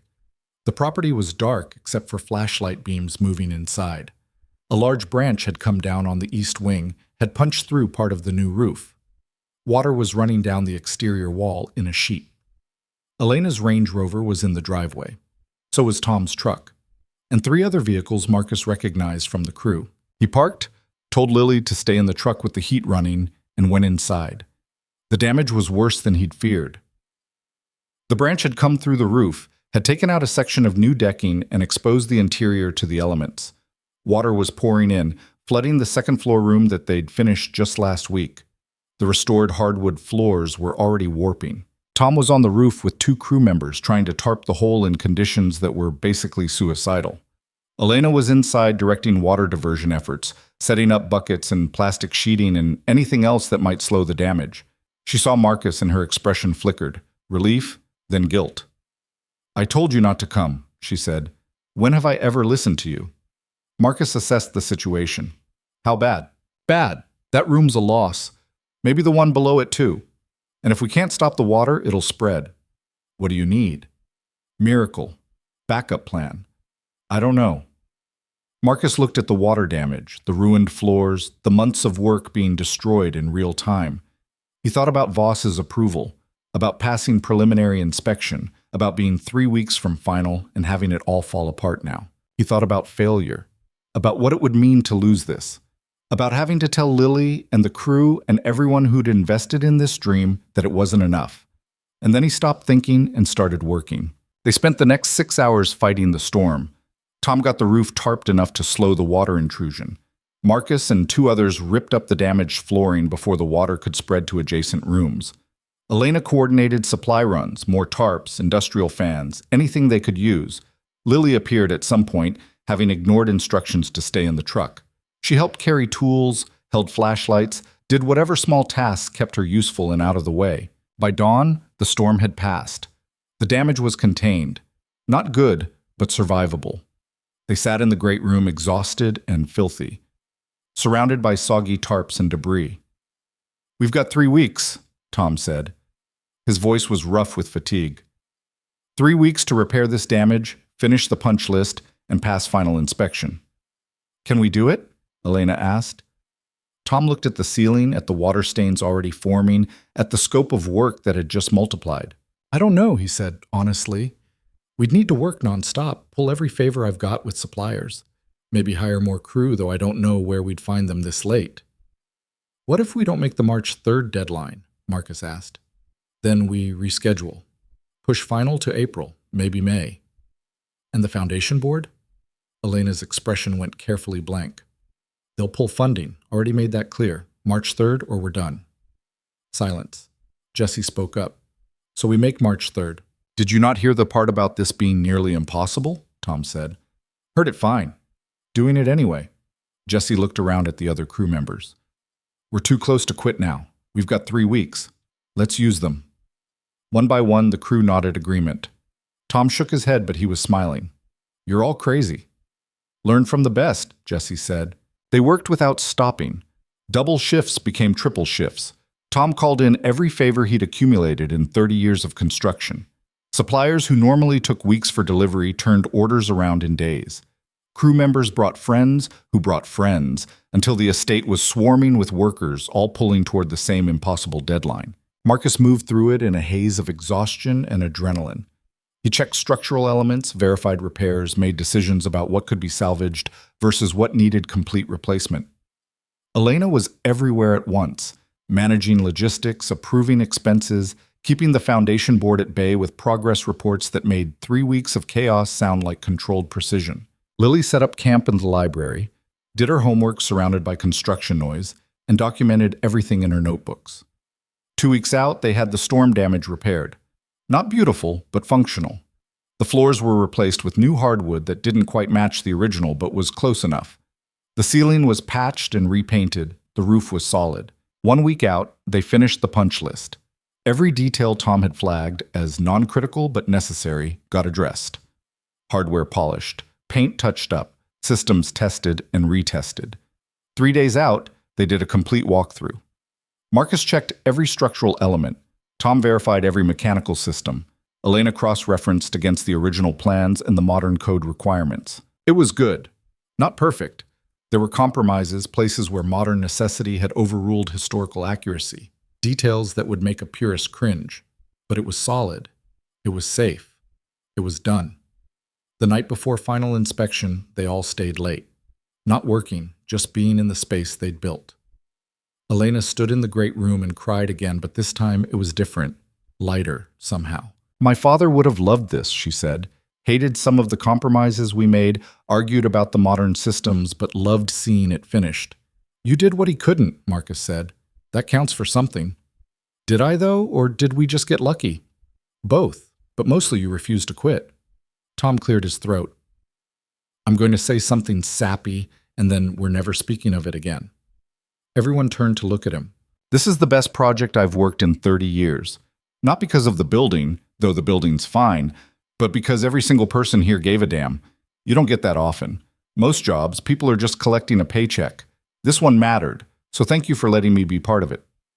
Jesse started a slow clap. Others joined. It was ridiculous and perfect. They left around midnight. Marcus drove Lily home through clear, cold air. Tomorrow's the big day, Lily said. Yeah. Are you nervous? Terrified. Me too. But the good kind of terrified, like before a test you studied really hard for. Marcus smiled. Yeah, that kind. Final inspection was scheduled for 9 a.m. Gerald Voss arrived at 8:55 with 2 other inspectors and a clipboard thick enough to be a weapon. They walked through the entire estate, checked every system, every structural element, every code requirement. They were thorough, meticulous, and utterly unreadable. By noon, they'd finished. Voss stood in the great room, looked at his notes, looked at the building, looked at Elena and Marcus and Tom. You passed, he said. Elena made a sound that might have been a laugh or a sob. Pending final paperwork and occupancy permit processing, you're approved for use as a community center and educational facility. Voss held out the approval documents. Congratulations. You saved a building that deserved saving.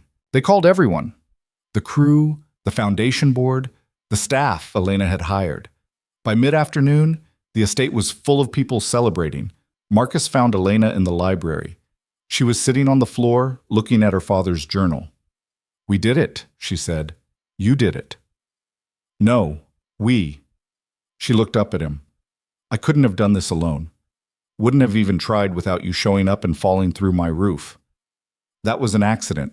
Best accident I ever had. They sat together in comfortable silence. What happens now? Marcus asked. We open, start programming, become what my father wanted this place to be. Elena paused. What about you? I don't know. Go back to regular inspections, I guess. Rebuild Lily's college fund. Figure out normal life again. Or, Elena handed him a piece of paper. It was a job description for the estate's director of operations and safety. The foundation needs someone who understands this building, she said. Someone who knows every structural element, every compromise we made, every place where things might fail. Someone who can keep it standing for the next 100 years. Marcus read the job description. Salary was good. Benefits were solid. It was stable employment doing work that mattered. It was also terrifying. Meant committing to this place, to this project, to being part of something bigger than survival. I need to think about it, he said. Take all the time you need. Job doesn't start until May anyway. Marcus folded the paper carefully, put it in his pocket. Lily found them an hour later. Dad, Jesse wants to show me the archive passage. Can I go? Stay where I can see you. She rolled her eyes but agreed, ran off toward the secret passages she'd helped map. She's happy here, Elena said. Yeah. You could be too, if you let yourself. Marcus didn't answer, but he kept the job description in his pocket for the rest of the day. And when he went home that night, he put it on his desk where he could see it. 3 weeks later, the Whitmore estate officially opened to the public. They had a ceremony. The mayor spoke. The Historical Preservation Society presented an award. Elena gave a speech about her father's vision and the team that made it real. Then they opened the doors and let people in. The community showed up. Families, students, retirees, people who'd lived in the area their whole lives, and people who'd just moved in. They walked through the great room, explored the educational spaces, asked questions about the restoration. Lily led tours of the secret passages, explained the structural engineering with an 8-year-old's combination of precision and enthusiasm. Marcus watched it all from the second-floor balcony. Watched the building his wife would have called impossible become exactly what it was meant to be. Elena found him there as the sun was setting. "So," she said, "have you thought about my offer?" Marcus had thought about it every day for 3 weeks, had made lists of pros and cons, had consulted Lily, who told him he'd be stupid not to take it, had sat at his desk at 3 a.m. trying to decide between safe and meaningful. "I'll take the job," he said, "on one condition." "What's that?" "Lily gets to teach those architecture classes she's been planning, and you don't fire me when I inevitably find structural problems you don't want to pay to fix." Elena held out her hand. "Deal." They shook on it. Below them, the great room was full of people. The building was alive with voices and purpose, and the future Elena's father had imagined. It wasn't perfect. There were still compromises, still places where modern necessity met historical limits. The floors didn't quite match. The HVAC system was louder than ideal. There were 1,000 small imperfections that would bother Marcus forever. But it stood. It worked. It mattered. And for the first time in 4 years, Marcus felt like maybe that was enough. Marcus started as Director of Operations on May 1st, which gave him exactly 6 weeks between the opening celebration and his first official day to figure out what he'd actually agreed to. The job turned out to be less about operations and more about keeping a 100-year-old building from remembering it was supposed to be dead. Every morning he walked through the estate checking for problems. Loose trim, settling floors, the particular groan old structures made when they were thinking about giving up. Every afternoon he dealt with the logistics of running a community center that hadn't existed 3 months ago. Elena was there most days too, though her role had shifted from hands-on construction manager to foundation director. She dealt with programming, funding, the board of trustees who had opinions about everything from operating budgets to what color the welcome brochures should be. They worked in adjacent offices on the second floor, close enough that Marcus could hear her arguing with board members through the wall. She had a voice that carried when she was frustrated, and she was frustrated approximately 60% of the time. On his 3rd week, Marcus was checking the great room's climate control system when Elena appeared in the doorway. "We have a problem," she said. Marcus had learned that Elena's problems ranged from catastrophic to merely annoying, with no correlation between her tone and the actual severity. "What kind of problem?" "The County Planning Commission is reviewing our parking variance. Someone filed a complaint that we don't have adequate facilities for the number of people we're serving." "Do we?" "We have exactly the number we were approved for. But apparently, one of the neighbors doesn't like the traffic and found a sympathetic ear at the commission." Marcus stood up, wiped dust off his hands. "Which neighbor?" "The Hendersons. They own the property 2 miles east. Been here 40 years, think they own the whole county. And they're coming after us because they can. Because maybe they don't like new things, or change, or a woman running something in their backyard. Take your pick." Elena leaned against the door frame. "The commission hearing is next week. If they revoke our variance, we have to either build a bigger parking lot, which we can't afford, or reduce our attendance capacity, which defeats the entire purpose." "What do you need from me?" "Come to the hearing. Professional testimony about structural capacity, safety compliance, whatever makes us sound legitimate and responsible." "I can do that." "Thank you." Elena didn't move. "How's the climate control?" "Functioning. Loud, but functioning. I'm working on baffling solutions that won't destroy the historical integrity Tom will kill me for compromising." She smiled. "He called yesterday. Wants to know if we've broken anything yet." "Tell him we're working on it."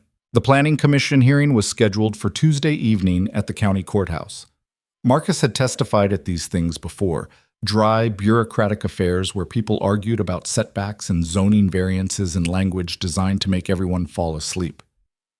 This one was different. The room was packed. Marcus recognized faces from the estate's opening, people who'd attended programs or used the community space. The Hendersons sat in the front row, 3 generations of them, looking like they'd shown up to a funeral for progress. Elena sat at the petitioner's table with the foundation's lawyer, a woman named Sarah Chen, who looked about 12 years old but had a reputation for eating zoning boards alive. Marcus sat in the witness section. Lily was home with a babysitter, which was probably for the best. This felt like it might get ugly. The commission chair called the meeting to order. The Hendersons' lawyer stood up, a guy named Patterson who Marcus vaguely recognized from some failed real estate development a few years back. Patterson laid out the complaint. Traffic concerns, safety issues, inadequate infrastructure for the volume of use. He made the estate sound like a public hazard instead of a community center serving maybe 100 people a week. Then he called his first witness, David Henderson, patriarch of the family, 76 years old, and apparently furious about the modern world. That property sat empty for 14 years, Henderson said. Was quiet, peaceful. Now it's cars every day, strangers wandering around, noise and disruption. It's changed the whole character of the area. And you believe this constitutes a public safety concern? Patterson asked. I believe they're operating beyond their approved capacity. Should have to prove they can handle it before we all suffer the consequences. It went on like that for 20 minutes. Henderson complaining about change. Patterson wrapping it in legal language about parking ratios and occupancy limits. Then Sarah Chen stood up for cross-examination. Mr. Henderson, how many vehicles would you say you see on any given day related to the estate's operations? Dozens, maybe more. But you haven't actually counted? Don't need to count to see the problem. So you're estimating, based on what, observation from your property 2 miles away? Henderson's face reddened. I drive past there regularly. How regularly? Often enough. Sarah smiled. It wasn't friendly. Your property is located east of the estate, correct? And the primary access road runs north-south? What's your point? My point is you'd have to make a specific trip to observe traffic at the estate. It's not on your route to anywhere. She pulled out a document. According to the traffic study we conducted last month, properly documented and submitted to this commission, the estate generates an average of 43 vehicle trips per day, well within our approved variance. Patterson objected. The commission chair overruled him. Sarah continued. Mr. Henderson, have you or any member of your family attended any programs at the estate? No. Visited the facility? No. So your concerns are based entirely on speculation about what might be happening rather than actual observation of operations? I know what I see, which is 43 cars a day from 2 miles away. Thank you. No further questions. Henderson left the stand looking like he wanted to argue more but didn't have ammunition. Patterson called 2 more witnesses, neighbors who echoed Henderson's concerns with even less specificity. Sarah dismantled both of them with the same precision. Then it was the foundation's turn. Sarah called Elena first. She testified about programming, safety protocols, the extensive planning that had gone into making sure the estate operated responsibly. She was professional, detailed, unflappable, even when Patterson tried to rattle her with questions about funding and oversight. Then Sarah called Marcus. He walked to the witness stand feeling more nervous than he'd expected. This wasn't just about parking variances. This was about whether the thing they'd built would be allowed to exist. Sarah started with his credentials: licensed structural engineer, 8 years of inspection experience, 13 months working on the estate restoration. In your professional opinion, is the Whitmore estate operating within safe capacity limits? She asked. Yes. The structure was designed and approved for occupancy levels significantly higher than current usage. We're operating at roughly 30% of maximum safe capacity. And the parking facilities? Adequate for current needs with room for expansion if required. The variance we received accounts for peak usage scenarios that exceed our typical operations. Patterson stood for cross-examination. Mr. Hale, you're employed by the foundation, correct? Yes. So you have a financial interest in this hearing's outcome. I have a professional interest in accurate safety assessment. Whether that's financially convenient is irrelevant. But you'd lose your job if the estate's operations were curtailed. Marcus looked at Patterson. I'd find another job. The community would lose a resource it needs. That's a bigger concern than my employment status. Sarah was smiling. Patterson tried a few more angles, suggesting Marcus's assessment was biased, questioning his qualifications, implying the foundation was cutting corners. None of it landed. Marcus just answered factually, without defensiveness, and watched Patterson get increasingly frustrated. Finally, the commission chair called for closing statements. Patterson went first. He talked about property rights and community character and the importance of careful oversight. Then Sarah stood up. This isn't about parking, she said. It's about change. The Henderson family and others in this room are uncomfortable that a property that sat empty for 14 years is now serving a public purpose. That's understandable. Change is uncomfortable. But discomfort isn't grounds for regulatory action. She walked to the front of the room. The Whitmore estate is operating legally, safely, and within all approved parameters. The foundation has gone above and beyond compliance requirements. They've created something valuable: educational programs, community space, resources this county needs. Revoking their variance won't address any legitimate concern. It will simply punish them for succeeding at something difficult. The commission deliberated for 30 minutes. Marcus sat next to Elena, neither of them speaking. Finally, the chair returned. The commission finds no evidence of violations or safety concerns, he said. The parking variance stands. Complaint dismissed. Elena's hand found Marcus's under the table, squeezed once. Outside afterward, Sarah Chen was collecting congratulations from the dozen supporters who'd shown up. That was brutal, Marcus said to her. That was Tuesday. You should see me when I'm actually trying. Sarah packed her briefcase. The Hendersons will probably appeal, and even if they don't, expect more complaints. People like that don't give up just because they lost once. So what do we do? Elena asked. Keep operating, document everything, be so boringly compliant that they can't find anything to weaponize. Sarah snapped her briefcase shut. And maybe consider some community outreach. Make friends with the neighbors before they decide you're the enemy. Marcus drove Elena back to the estate. It was nearly 10, dark and quiet. You okay? He asked. Tired, angry, grateful we won. She looked out the window. I didn't expect it to be this hard. After the building was done, I thought the hard part was over. The building was the easy part. Buildings follow physics. People don't. That's depressing. That's reality. They pulled into the estate's driveway. Elena's Range Rover was still there from this morning. She'd ridden to the hearing with Marcus because parking at the courthouse was impossible. She didn't get out immediately. Can I ask you something? She said. Sure. Do you regret taking this job? Marcus considered the question. Ask me on days when we're not fighting zoning battles, and I'll probably say no. And on days like today? On days like today, I remember why I spent 4 years doing safe, predictable work that didn't require testifying in front of people who hate change. He looked at the estate, dark except for the security lights. But no, I don't regret it. Even though it's hard, especially because it's hard, easy things don't tend to matter much. Elena smiled. When did you get philosophical? When I started working for someone who asked questions at 10 p.m. instead of just going home. I should go home. Probably. She still didn't move. Marcus? Whatever she was about to say got interrupted by headlights in the driveway. A truck pulled up, older model, exhaust loud enough to be a problem. Tom got out. Heard you had a hearing tonight, he said by way of greeting. Figured I'd see if you survived. We survived, Elena said. Barely.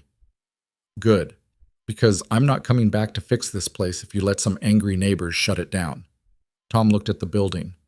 How's she holding up? Loud HVAC, some settling in the east wing, nothing catastrophic. Marcus walked over to stand next to him. What are you really doing here? Can't a guy check on a project he spent a year building? At 10 o'clock on a Tuesday? Tom shrugged. Couldn't sleep. Started thinking about that roof section we repaired after the storm. Wanted to make sure it's not leaking. It's not leaking. You sure? I check it every day. Humor me? They went inside, the three of them, and walked up to the second-floor room that had flooded during the ice storm. Tom pulled out a flashlight, checked every corner of the ceiling, the walls, anywhere water might intrude. Everything was dry. Satisfied? Marcus asked. For now. Tom put the flashlight away. You know Jesse's getting married. I did not know that. Next month. Wants to have the reception here. Says this place brought him luck or some romantic nonsense. Elena lit up. Really? We'd love to host it. I'll work up a rental package. He doesn't want to rent it. Wants to use it because he helped build it. Tom looked at her. Not everything's a transaction, Miss Whitmore. Sometimes people just want to be part of something they made. Then we'll do it, Elena said. No charge. Tell Jesse to pick a date. Tom nodded. You're learning. After he left, Marcus and Elena stood in the quiet building. I should really go home, Elena said. You said that an hour ago. I know, but this time I mean it. She walked to the stairs, stopped. Thank you for testifying tonight. for backing me up in front of people who think we're crazy. We are crazy. That's not really in dispute. But we're the good kind of crazy. The jury's still out on that. Elena came back, stood close enough that Marcus could smell her perfume, something clean and simple that probably cost more than his truck. "I'm glad you took the job," she said. "Even on hard days. Especially on hard days." Then she left before Marcus could figure out how to respond. He locked up the estate, drove home through empty roads, and found Lily still awake reading in bed. "You're supposed to be asleep," he said. "Couldn't concentrate. How'd the hearing go?" "We won." "Good." She set her book down. "Are the neighbors always going to be mad about the estate?" "Probably some of them." "That's stupid. The estate's good. It helps people." "Not everyone agrees about what's good. That's how the world works." Lily considered this. "That sounds exhausting." "It is. But you're staying anyway." "Yeah, I'm staying." Jesse's wedding was on June 14th. They held the ceremony in the great room, reception in the gardens that were finally starting to look intentional instead of accidentally overgrown. Marcus helped set up chairs while Lily and 3 other kids from her architecture class decorated with flowers and ribbons. Elena oversaw catering, coordinated with the photographer, made everything run smoothly while pretending she wasn't in control of every detail. The ceremony itself was simple. Jesse and his fiancée Claire stood in front of 50 people and made promises about building a life together. The officiant talked about foundations and structures and made too many construction metaphors, but everyone laughed anyway. During the reception, Marcus found himself at a table with Tom and several crew members who'd worked on the restoration. "Never thought I'd be drinking at Jesse's wedding in a building we saved from demolition," Ray Chen said. "Life's weird." "Life's good," Tom corrected. "Weird, but good." Elena appeared with a bottle of wine, refilled glasses without being asked. She'd traded her usual work clothes for a dress that Marcus had to actively try not to stare at. "Speech time," Tom announced. "Elena, you're up." "I didn't prepare anything." "Improvise. You're good at that." Elena stood up, tapped her glass for attention. The crowd quieted. "I'm not good at speeches," she started, "but I'm good at thanking people who've done impossible things. Jesse and Claire are starting their marriage in a building that shouldn't exist.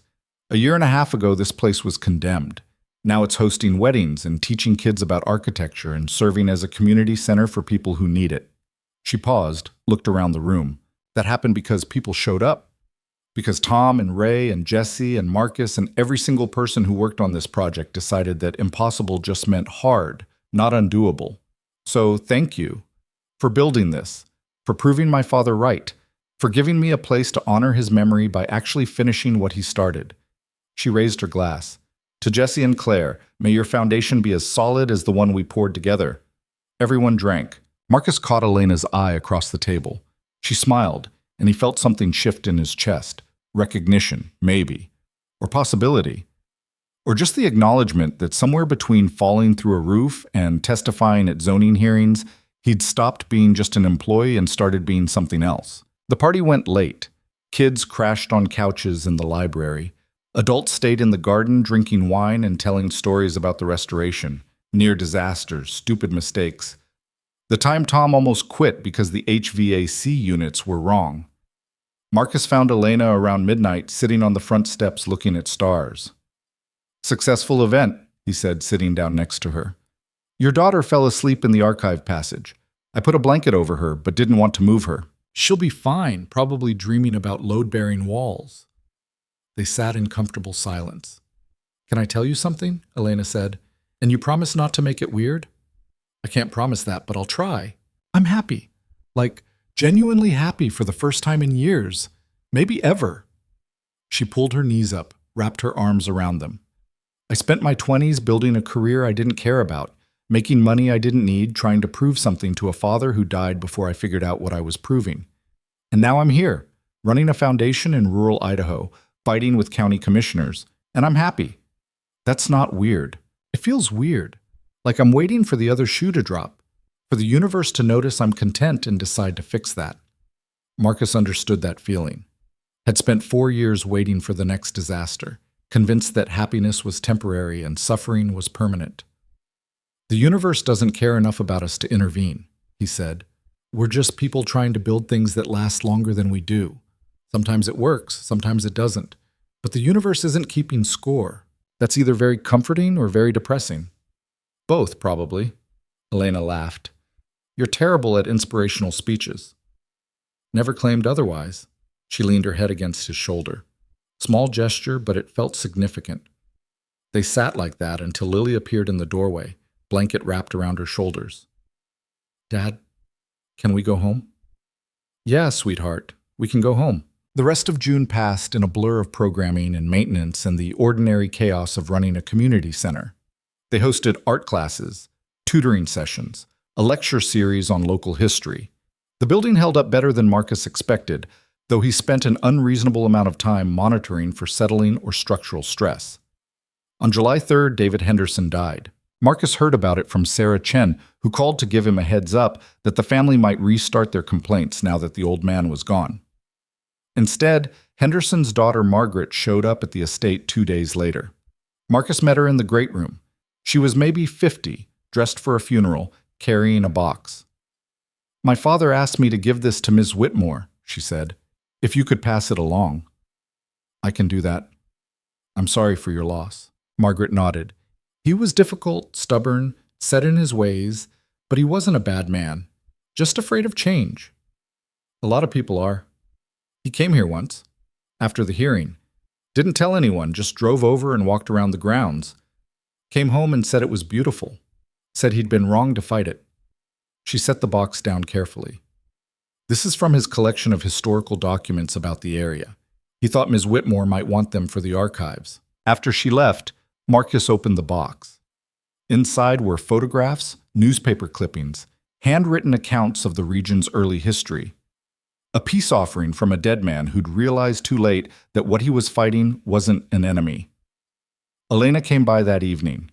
Marcus showed her the box. She went through it slowly, reading each document. When she finished, she was crying. He hated us, she said, spent months trying to shut us down. And then he gave us this. People are complicated. I wanted him to stay the villain. Would have been easier. Easier isn't always better. They archived the documents properly, added a plaque crediting David Henderson's contribution. It felt important somehow, acknowledging that even opposition could transform into support, that people could change their minds, that nothing was as permanent as it seemed.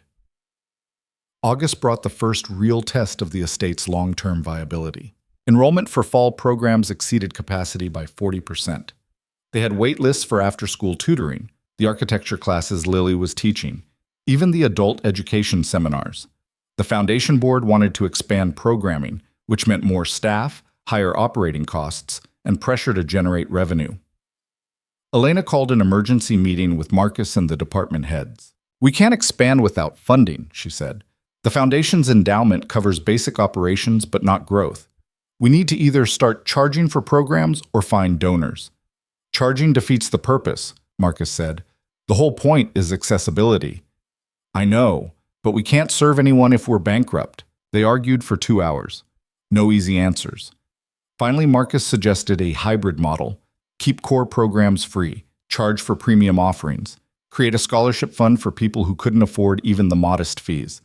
It wasn't perfect, but it was sustainable. The board approved it. By September, they had a functioning revenue model that covered costs without pricing out the people who needed them most. Lily started 4th grade that fall. She'd grown 3 inches over the summer, lost 2 teeth, and started asking questions about her mother that Marcus didn't know how to answer. What would Mom think about the estate? She asked one night at dinner. Marcus set down his fork. She would have loved it. Probably would have been involved in programming, organizing events, making everyone crazy with her ideas. Would she have liked Ms. Whitmore? Yeah, I think so. Do you like Ms. Whitmore? She's my boss, Lily. That's not what I asked. Marcus looked at his too smart daughter. Yes, I like her. Good. Because she likes you too, I can tell. How can you tell? The way she looks at you when you're not paying attention, same way you look at her. Marcus had no response to that. It's okay if you like her, Dad. Mom wouldn't be mad. How do you know? Because Mom loved you and wanted you to be happy. That's what love means. 9 years old and already wiser than he'd ever be. October was quiet. The estate settled into routine, programs running smoothly, maintenance under control, no crisis requiring immediate intervention. Marcus realized he'd stopped waiting for disaster and started just living in the present. He and Elena had fallen into a pattern too. Coffee in the morning, reviewing the day's schedule. Lunch in her office or his, talking through problems. Evening walkthroughs, making sure everything was secure before going home.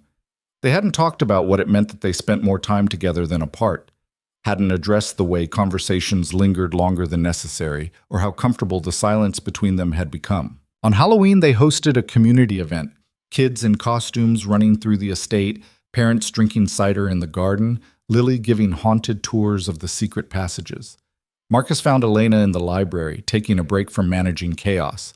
Successful night, he said. 300 people. We might have violated our own capacity limits. We'll survive, she smiled. You're getting optimistic in your old age. I'm 33. Ancient. They stood by the window, watching kids chase each other across the lawn. Can I ask you something? Marcus said. Sure. Are you staying? Long term, I mean. Or is this still temporary until you figure out what you actually want to do with your life? Elena was quiet for a moment. I bought a house. What? Last week. Place about 10 minutes from here, closing next month. She turned to look at him. So, yeah, I'm staying. Marcus felt something settle in his chest. Relief, maybe. Or just the acknowledgement that what he'd been hoping for without admitting it was actually happening. Good, he said. Good? Yeah, good. Elena stepped closer. Marcus. The door opened. Lily burst in, vampire cape flying. Dad, Jessie needs you. Something about the audio system in the great room. Marcus looked at Elena. She nodded. We'll talk later, she said. But later turned into tomorrow, which turned into next week, which turned into a month of almost and not quites, and conversations that started but never finished. By Thanksgiving, Marcus had accepted that whatever was happening between him and Elena was moving at the pace of continental drift. Slow, inevitable, but measured in geological time. They spent Thanksgiving at the estate, hosting a community dinner for anyone who didn't have family or didn't want to spend the holiday alone. 200 people showed up. They ran out of turkey, but not gratitude. Lily helped serve, made friends with other kids, laughed more than Marcus had seen her laugh in years. Near the end of the night, Tom stood up and tapped his glass. Speech time. I'll keep it short. He looked around the great room, at the building that had almost killed them all. A year ago, we were 3 weeks from final inspection, covered in storm damage. Pretty sure we were going to fail. Now we're here feeding half the county and arguing about whether to add a third floor to the programming schedule. People laughed. Point is, we built something that matters.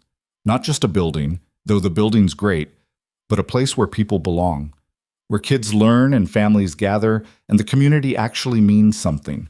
So thank you to everyone who made that possible, especially Elena, who had the terrible judgment to try this in the first place. Elena stood, raised her glass. And to Marcus, who had the worst judgment to help me. Marcus stood too, and to everyone who showed up when it mattered, which was every day. They drank to that. Later, after everyone had left and they were cleaning up, Marcus found Elena in the kitchen loading the dishwasher. We need to talk, he said. I know. I'm not good at this. At relationships or feelings or any of the things normal people do without overthinking. I've noticed. But He stopped, recalibrated. Sarah died and I spent 4 years building a life that was safe and controlled and small because I couldn't handle anything bigger. And then I met you and fell through your roof and spent a year building something impossible. And somewhere in there I stopped being the person who was just surviving and started being someone who could actually live again. Elena set down the plate she was holding. I like you, Marcus continued, more than professionally appropriate. Probably more than smart given that we work together and you're technically my boss. But I'm tired of pretending I don't.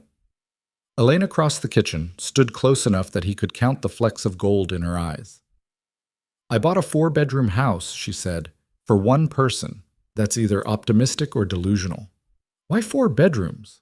Because maybe someday it won't be just me. Maybe there's room for a structural engineer who overthinks everything and his daughter who's smarter than both of us combined.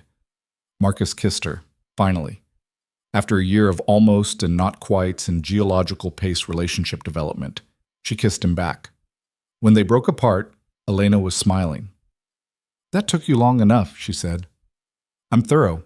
It's a professional quality." "It's annoying." "You like it anyway." Unfortunately, they finished cleaning up together, and when Marcus drove home that night, Lily was waiting up. "You kissed her," she said as soon as he walked in. "How could you possibly know that?" "Dad, you're smiling and you never smile like that. Also, you have lipstick on your collar." Marcus looked down. She was right. "Is this okay?" he asked. "Me and Elena?" Lily rolled her eyes. "I literally told you months ago it was okay. You're the one who took forever to figure it out. I wanted to be sure." "You're always sure about buildings. Why not about people?" "Buildings follow physics. People don't. That's what makes them interesting." Lily hugged him. "I'm happy for you, Dad. Mom would be too." Marcus held his daughter and thought about Sarah, about the life they'd had and the life he was building now, about how loving someone new didn't erase loving someone who was gone, about how the heart had more capacity than he'd given it credit for. "Yeah," he said, "I think she would be." December came fast. The estate was busy with holiday programming, year-end fundraising, planning for the next year's expansion. Marcus and Elena navigated the complicated territory of being colleagues, and something more, keeping it professional at work and letting it be whatever it was everywhere else. Lily approved, which mattered more than Marcus wanted to admit. On Christmas Eve, they closed the estate early. Staff went home to families. Marcus, Elena, and Lily stayed behind, sitting in the great room with just the tree lights and the quiet. "What happens next year?" Lily asked. "For the estate, I mean." Elena pulled out her phone, showed them the preliminary plans. Expanded programming, new partnerships with schools, a capital campaign for additional renovations. "Always building," Marcus said. "That's the point, isn't it? You don't finish. You just keep making it better." Lily fell asleep against Elena's shoulder somewhere around 9. Marcus carried her to the truck, came back to find Elena still sitting in the great room. "Thank you," she said. "For what?" "For saying yes when you should have said no. For falling through my roof. For being stubborn enough to finish this. Thank you for being crazy enough to try."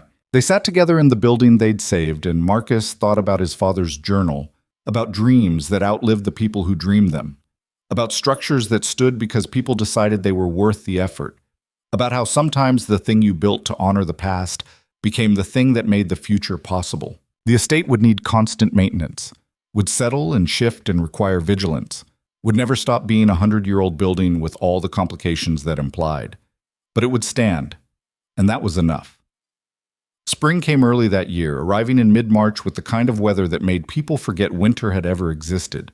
Marcus stood in the estate's garden watching Tom's crew install the new greenhouse foundation.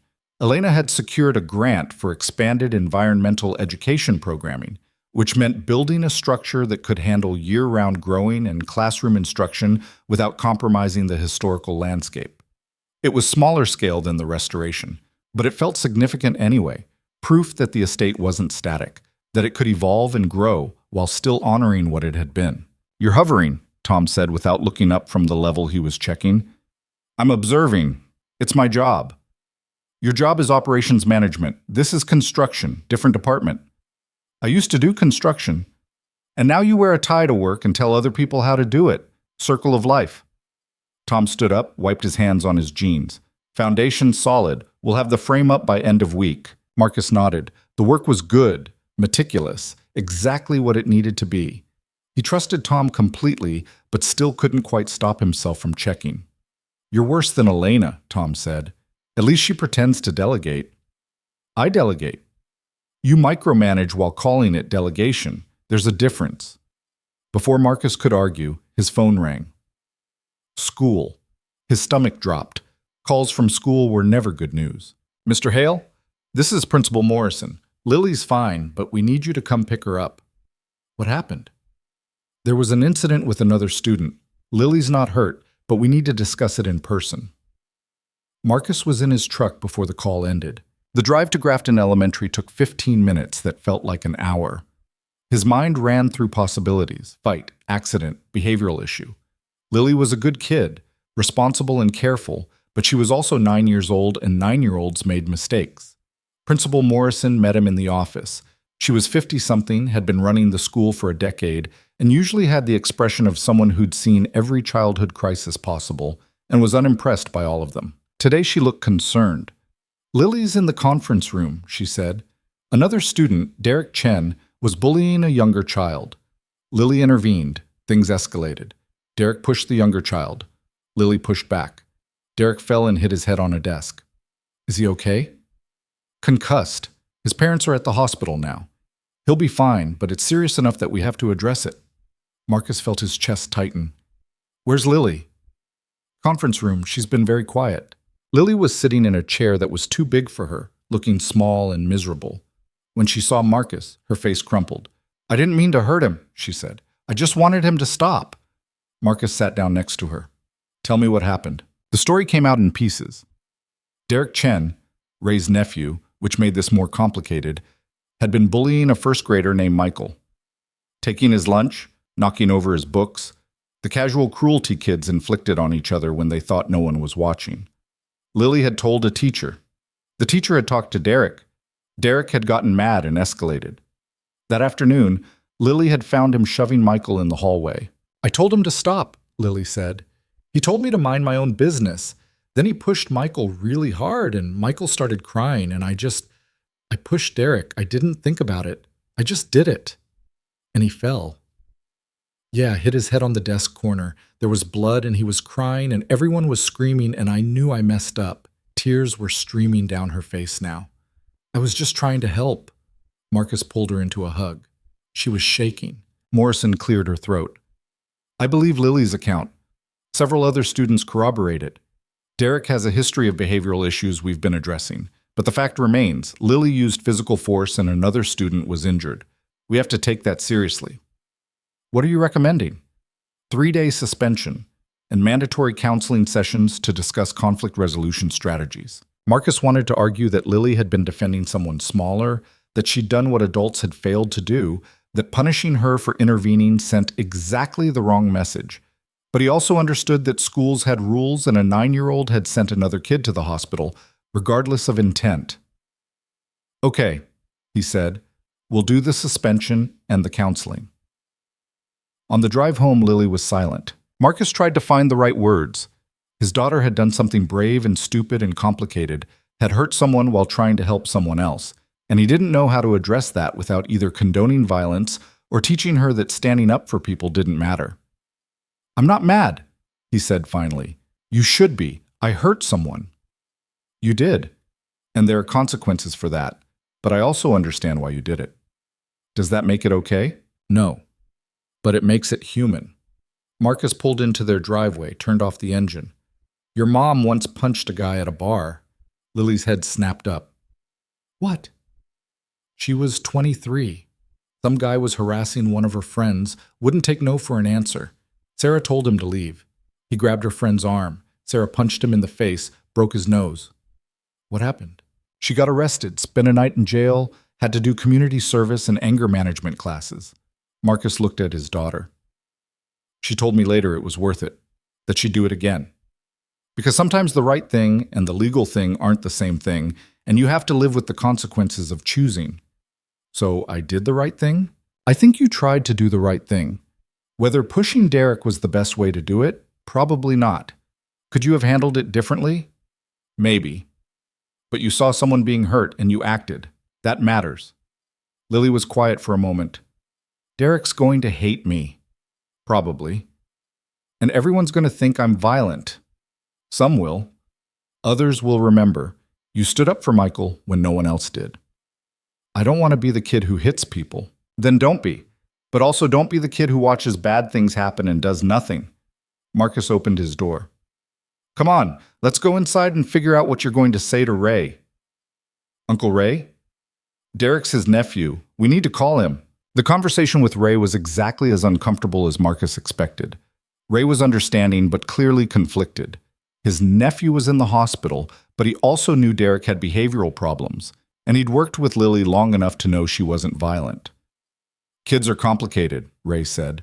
Derek's got issues at home. Parents are divorcing. He's acting out, doesn't excuse the bullying, but explains it. I'm sorry Lily hurt him, Marcus said. I'm sorry he put her in a position where she felt like she had to. Ray sighed. Let's let them both learn from this and move on. Elena came over that evening. Marcus had texted her the basics, and she'd shown up with takeout and the practical certainty that meant she was worried but trying not to show it. Lily was in her room, door closed, music playing quietly. How is she? Elena asked. Upset, guilty, confused about whether she did the right thing or the wrong thing. Both, probably. They ate in the kitchen, and Marcus told her the full story. Elena listened without interrupting. When he finished, she said, Your daughter has a strong sense of justice and the impulse control of a 9-year-old. That's going to be a problem until the impulse control catches up with the justice. Very helpful. I'm serious. Lily sees things in clear terms, right and wrong, fair and unfair. The world doesn't work that way, and she hasn't learned to navigate the gray areas yet. So what do I do? Teach her that complexity exists without teaching her to ignore injustice, which is basically impossible, so good luck. Marcus almost smiled. You're terrible at this. I know. I don't have kids. I'm going off theory and good intentions. The theory's sound. Elena reached across the table, took his hand. She'll be okay. She's got you. That's more than a lot of kids have. The 3-day suspension turned into a week of Lily being uncharacteristically quiet. She did her schoolwork, helped around the house, but the spark that usually animated her was dimmed. On the 4th day, Marcus took her to the estate. I have to check the greenhouse foundation, he said. Come with me. Lily followed without argument. Tom's crew was installing the frame, a beautiful structure of wood and glass that would house growing beds and classroom space. Lily watched them work with the distant interest of someone whose mind was elsewhere. Marcus checked the foundation measurements, verified the installation was matching the specs. Everything was perfect. Tom's work always was. After Tom left for lunch, Marcus sat down on a stack of lumber. Lily sat next to him. You know what your mom told me after she got arrested? Marcus asked. What? She said she'd spent her whole life being careful, following rules, doing what she was supposed to, never taking risks. And then she punched that guy and spent a night in jail and realized that safety wasn't the same thing as living. Lily kicked at the dirt. What does that mean? It means she learned that sometimes doing the right thing has consequences, and you have to decide if you can live with those consequences. Marcus looked at the greenhouse frame. This building exists because your mom taught me that lesson. Because I spent 4 years after she died being safe and careful and small. And then I met Elena and had to choose between the safe option and the meaningful one. And you chose meaningful. Yeah, and it was hard and expensive and nearly failed about a dozen times. But it mattered. Lily was quiet. What you did standing up for Michael, that mattered too, Marcus continued. The execution was flawed, but the impulse was right. Don't lose that impulse just because the first time you followed it had consequences. So I should keep pushing people? No, you should keep standing up for people who need it, but maybe work on the methods. Lily almost smiled. That's basically what the counselor said. The counselor's smart. She's okay. Talks really slow like I'm 5. But she's okay. That weekend, Michael's mother called. She wanted to thank Lily. Marcus put the phone on speaker. My son was terrified to go to school, she said. Derek had been targeting him for weeks. I'd talked to teachers, to the principal, but nothing changed. And then Lily stood up for him. Michael talks about her like she's a superhero. Lily's face went red. I know there were consequences, the mother continued, and I know what Lily did wasn't perfect, but it meant everything to Michael, to me. So thank you.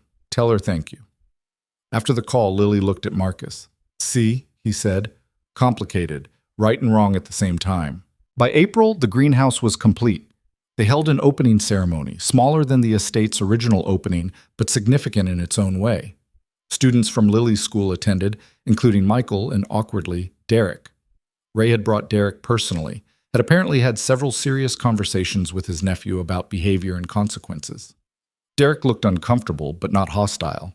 At one point, Lily and Derek ended up standing near each other by the refreshment table. Marcus watched from a distance, ready to intervene if necessary.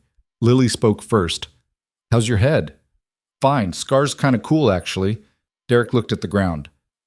Sorry for the bullying thing. Uncle Ray made me talk to a counselor, too. She says I was projecting or something. Sorry I pushed you. I kind of deserved it. Still shouldn't have pushed you that hard. Derek shrugged. We're even? Yeah, even. They shook hands, awkward, formal, the way kids do when adults are watching and expecting appropriate behavior. Marcus felt something in his chest unclench, not resolution exactly, but movement in the right direction. Elena appeared next to him. They're okay. For now. Ask me again in a week. You're very optimistic today. I'm learning from you. She smiled. How's that working out? Terribly. But I'm committed to the experiment. May brought the Foundation's first annual review. The board met to assess operations, programming success, financial sustainability. Marcus submitted a detailed report on building maintenance and safety compliance. Elena presented program outcomes and community impact data. The meeting ran 4 hours. Board members asked hard questions about budget overruns, sustainability models, long-term planning. Some were supportive. Others were skeptical that the estate could maintain current programming levels without significant additional funding. The vote on whether to approve the next year's operating budget was 6-4 in favor, close enough to be concerning. Afterward, Elena looked exhausted. That was brutal, she said. Welcome to nonprofit governance. I hate nonprofit governance. You're good at it anyway. They were in her office, door closed, the estate quiet around them. It was late, past 9, and everyone else had gone home hours ago. Elena sat down heavily in her chair. 4 board members voted against the budget. 4 people who think we're spending too much, reaching too far, trying to do more than we're capable of. Are they wrong? I don't know. Maybe. She rubbed her face. We're serving 3 times the number of people we projected. Programs are full, wait lists are long. We're having actual impact, but we're also burning through reserves faster than I'd like. So what do? Find more funding, cut costs, make impossible choices about what matters most. She looked at him. What would you do?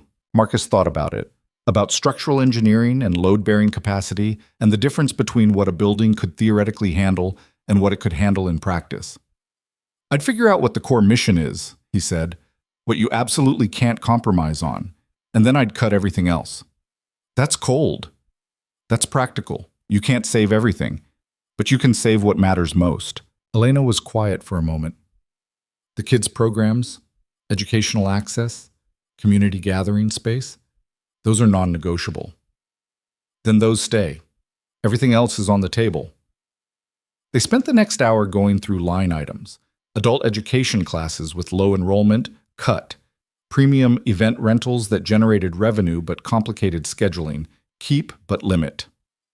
Administrative overhead that made operations smoother but wasn't essential, reduce.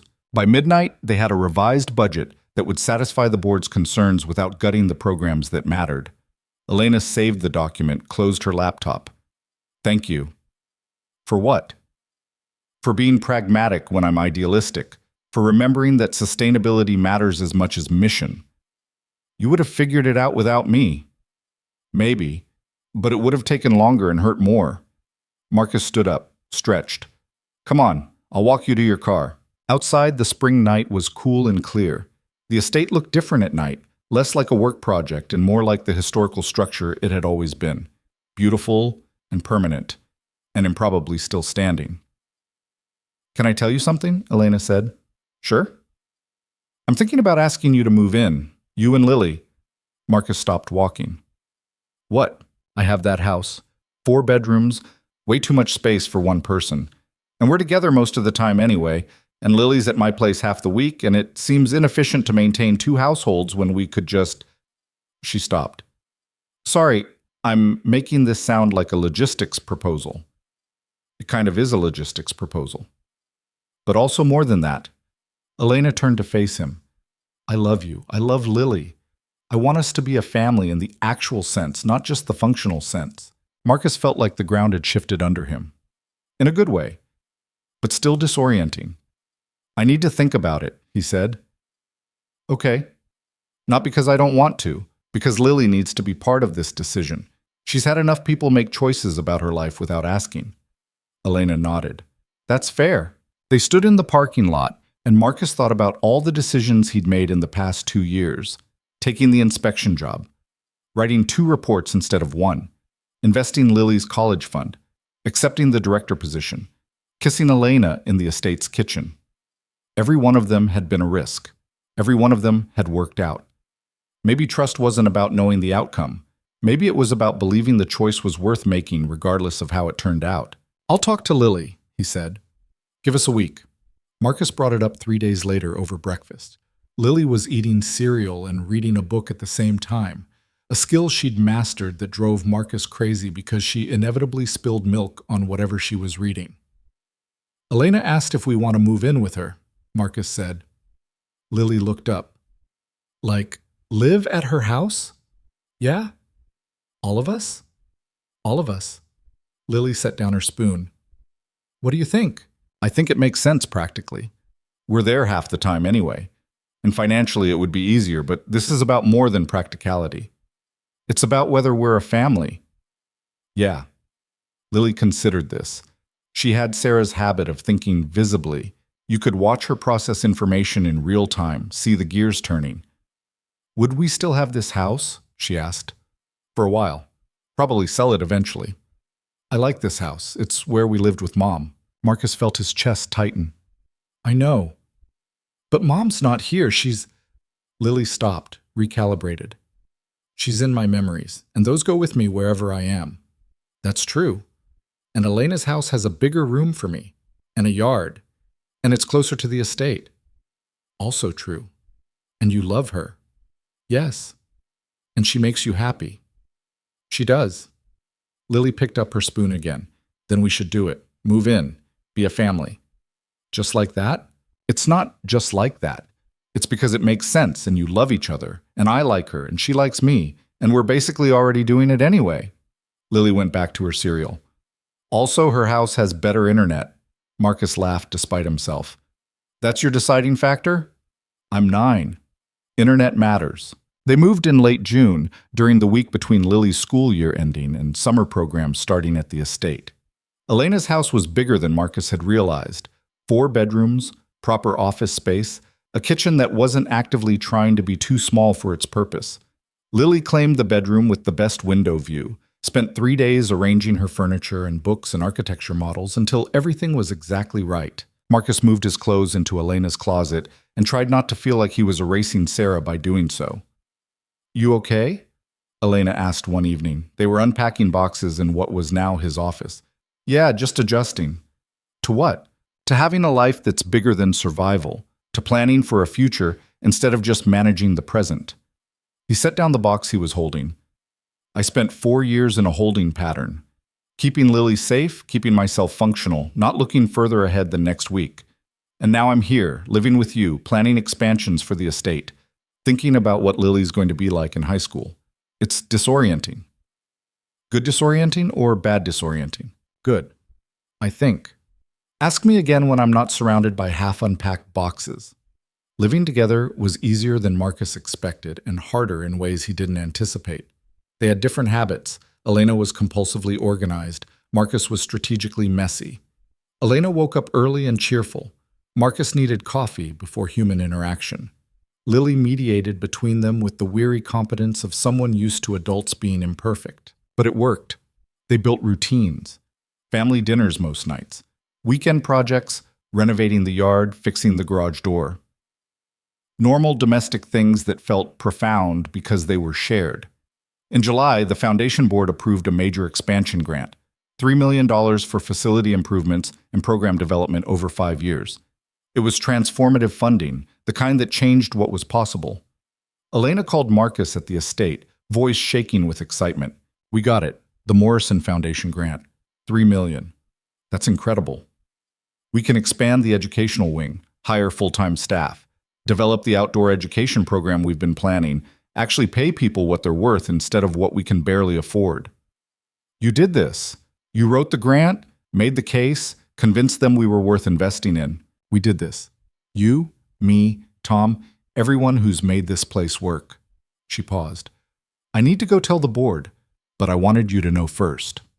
After she hung up, Marcus stood in the great room and looked around at the building that shouldn't exist, at the evidence that impossible just meant hard, that vision plus stubbornness could overcome almost anything.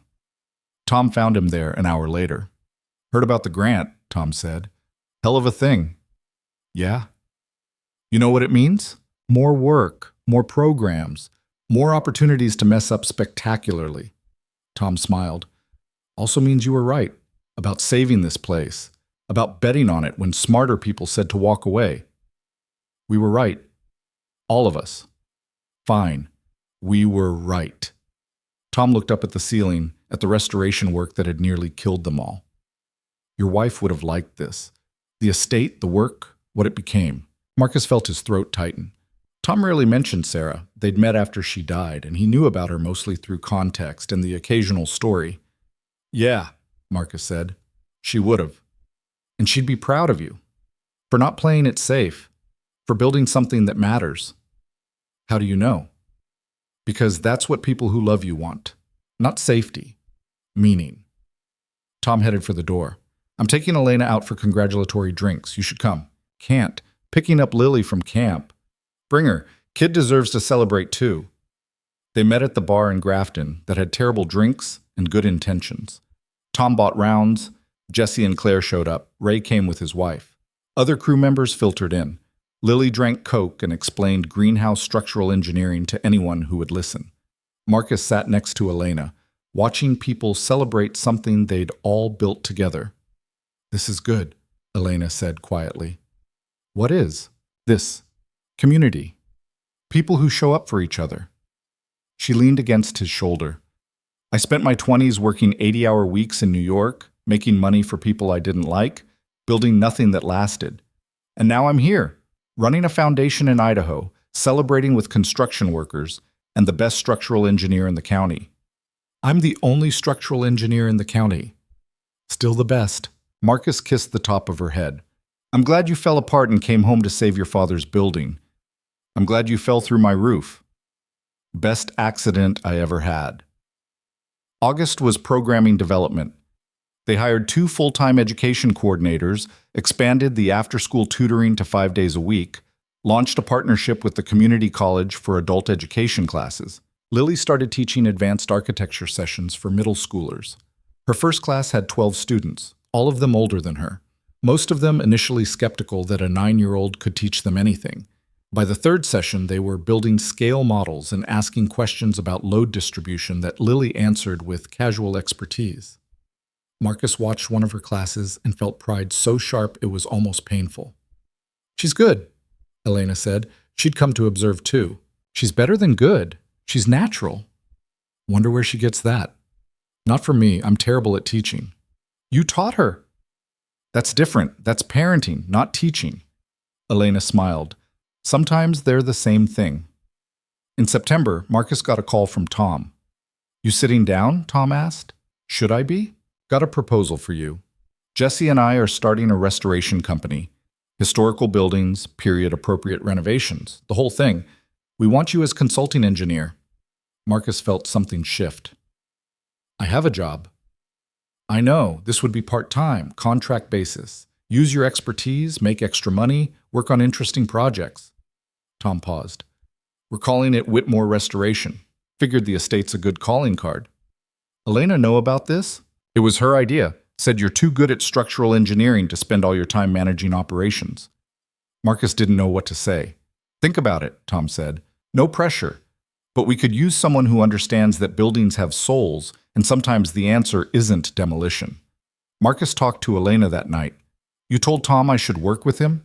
he asked. "I told Tom you have skills that are wasted on checking HVAC systems and scheduling maintenance." Elena was making dinner, moving around the kitchen with efficient grace. "You're good at operations, but you're great at structural engineering. Seems wrong not to use that." "I like my job." "I know, but you could like both. Part-time consulting doesn't mean quitting the estate." "What if it's too much? Then you scale back. But what if it's not? What if it's exactly the right amount of meaningful work split between 2 things you're good at?" Marcus considered. For 4 years after Sarah died, he'd built a life that was narrow and controlled. One job, one focus, minimal risk. The past 2 years had been about expanding that, taking the director position, moving in with Elena, letting Lily teach classes, saying yes to things that weren't guaranteed to work. Every expansion had made life richer. "Okay," he said, "I'll do it." Elena turned from the stove, smiled. "Good. Tom's first project is a Victorian in Boise. Needs foundation work and structural assessment. He wants you to start next month." The restoration work was exactly what Marcus needed without knowing he needed it. Operations at the estate was important, but repetitive.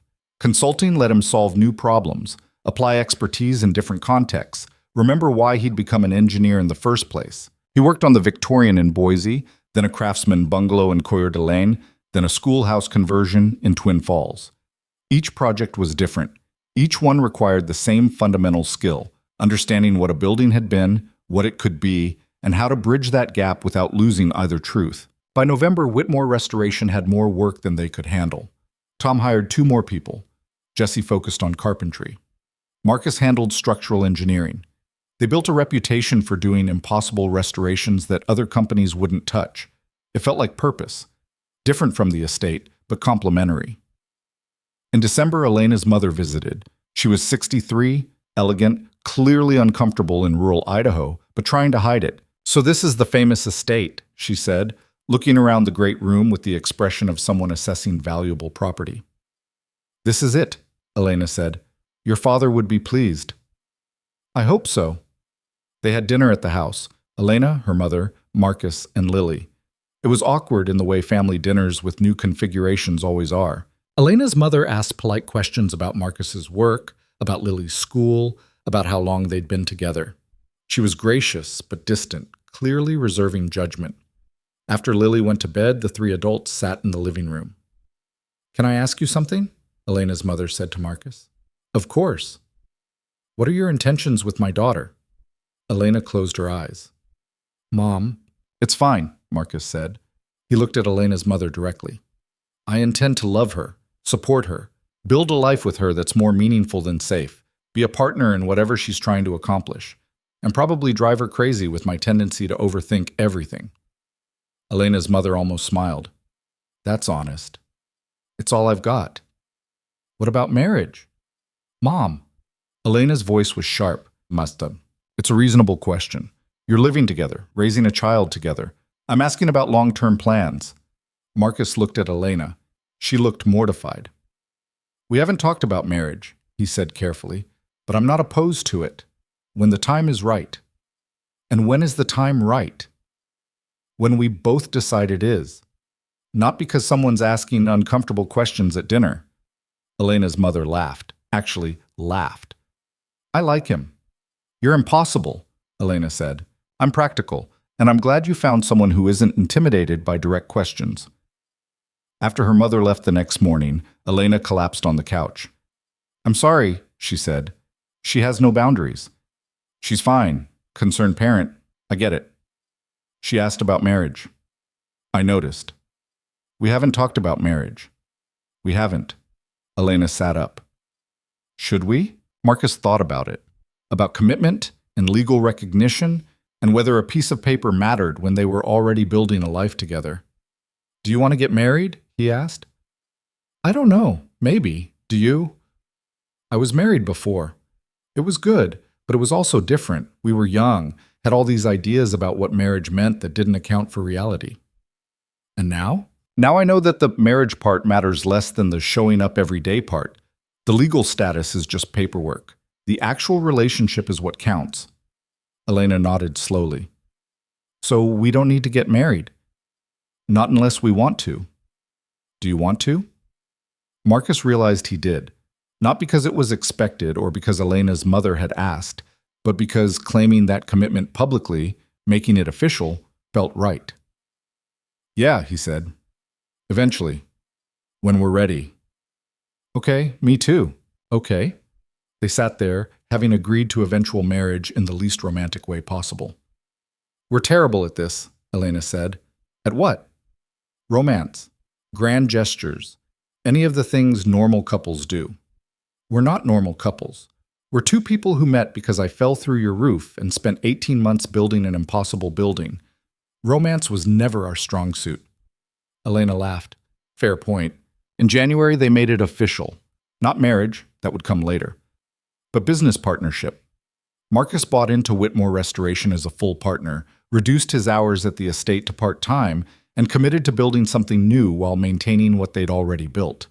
It felt like growth, like the natural evolution of someone who'd spent 4 years in stasis and was finally ready to keep moving. In February, Lily turned 10.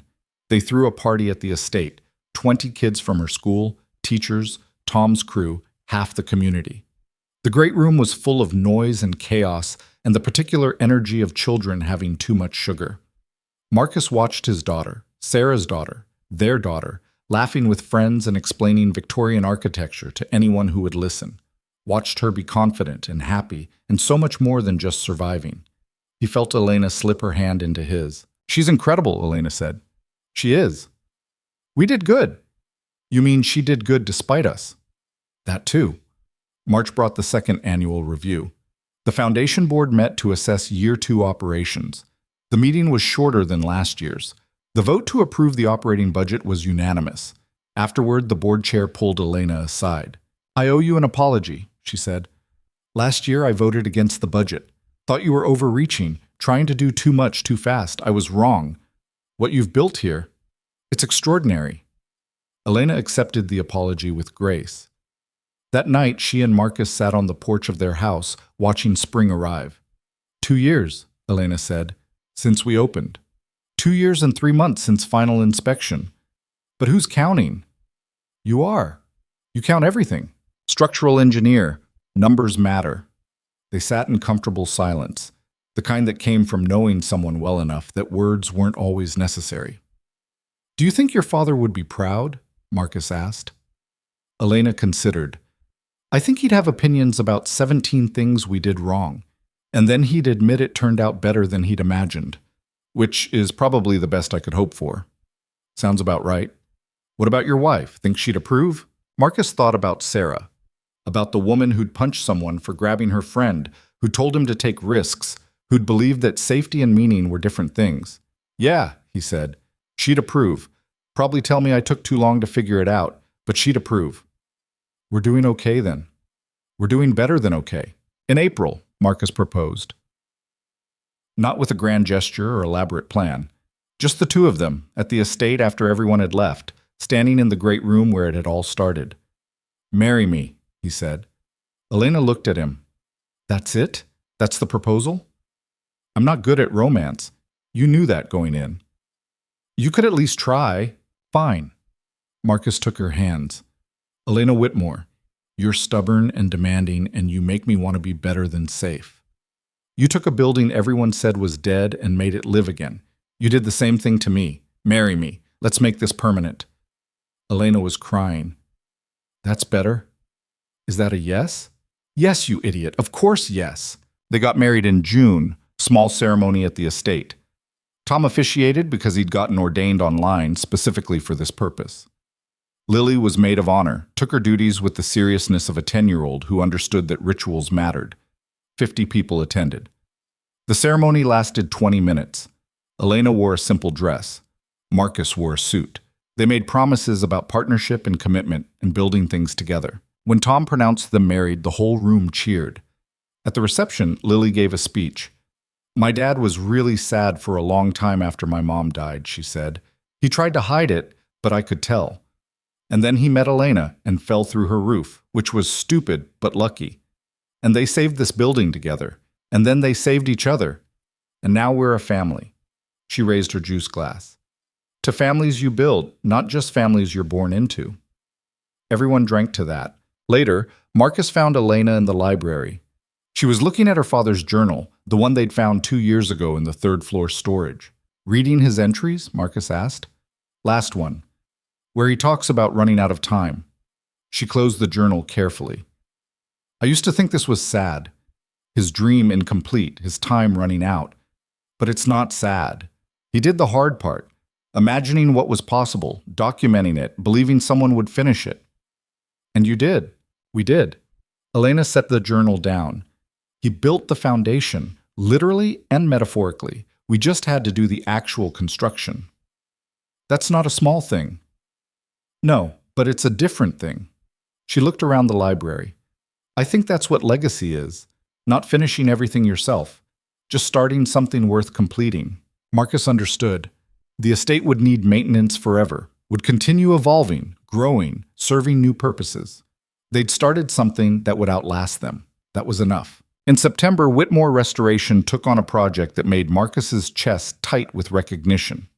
A small house in Grafton, early 20th century construction, occupied by a single father and his daughter.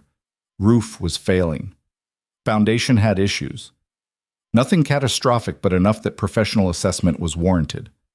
Marcus walked through it with Tom, and the parallels were impossible to miss.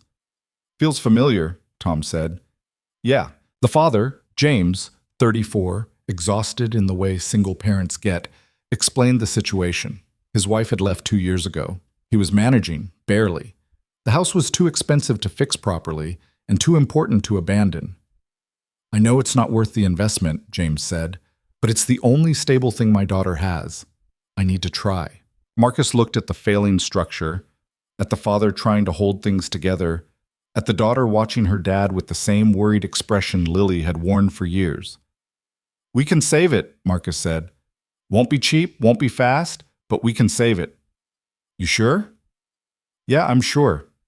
They drew up plans, gave James a payment schedule he could actually afford. Started work in October. Marcus told Elena about it that night. You're basically working for free, she said. We're charging enough to cover costs, just not making profit. Why? Because 2 years ago, someone took a chance on a building that should have been demolished. Because James reminds me of who I was. Because his daughter deserves a stable home, and if we can provide that, we should. Elena kissed him. You're a good man. I'm a man who got lucky, trying to pass it forward. By December, James's house was weather-tight. New roof, stabilized foundation, structural repairs complete. Not a showpiece, but solid, safe. James cried when they finished. His daughter hugged Marcus and told him he was like a superhero. Not a superhero, Marcus said.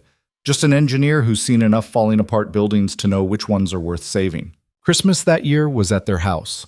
Marcus, Elena, Lily, Tom, and his wife, Jessie and Claire, with their new baby, Ray, and his family. 20 people crammed into the living room, eating too much food and arguing about whether the estate needed new landscaping.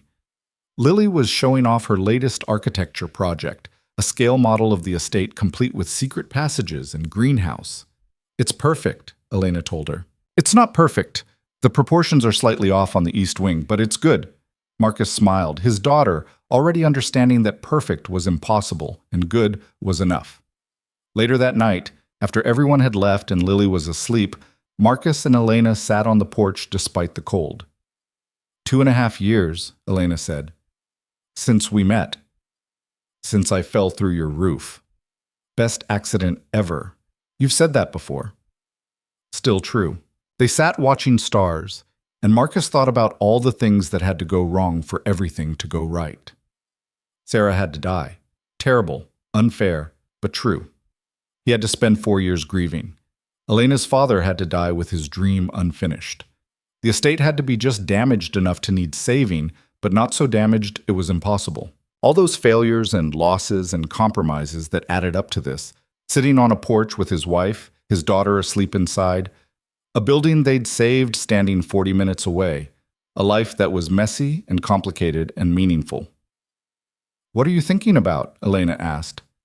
How nothing worked out the way it was supposed to, and how it worked out anyway. That's very philosophical. I have my moments. Rarely. Marcus laughed. True. They went inside eventually, to the house they'd built together out of the ruins of separate lives. Marcus checked on Lily, still asleep, surrounded by architecture books and drawings, kissed her forehead, and turned out the light.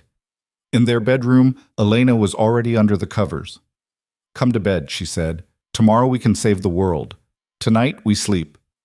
Marcus climbed in next to her, and she curled against him with the easy comfort of 2 years of practice. I love you, he said. I know. That's my line. You're stealing my line. Too slow. I'm stealing all your good lines from now on. I don't have good lines. Exactly. So I'm stealing the mediocre ones too. Marcus smiled in the dark. Thought about buildings that stood against impossible odds. About foundations that held even when they shouldn't.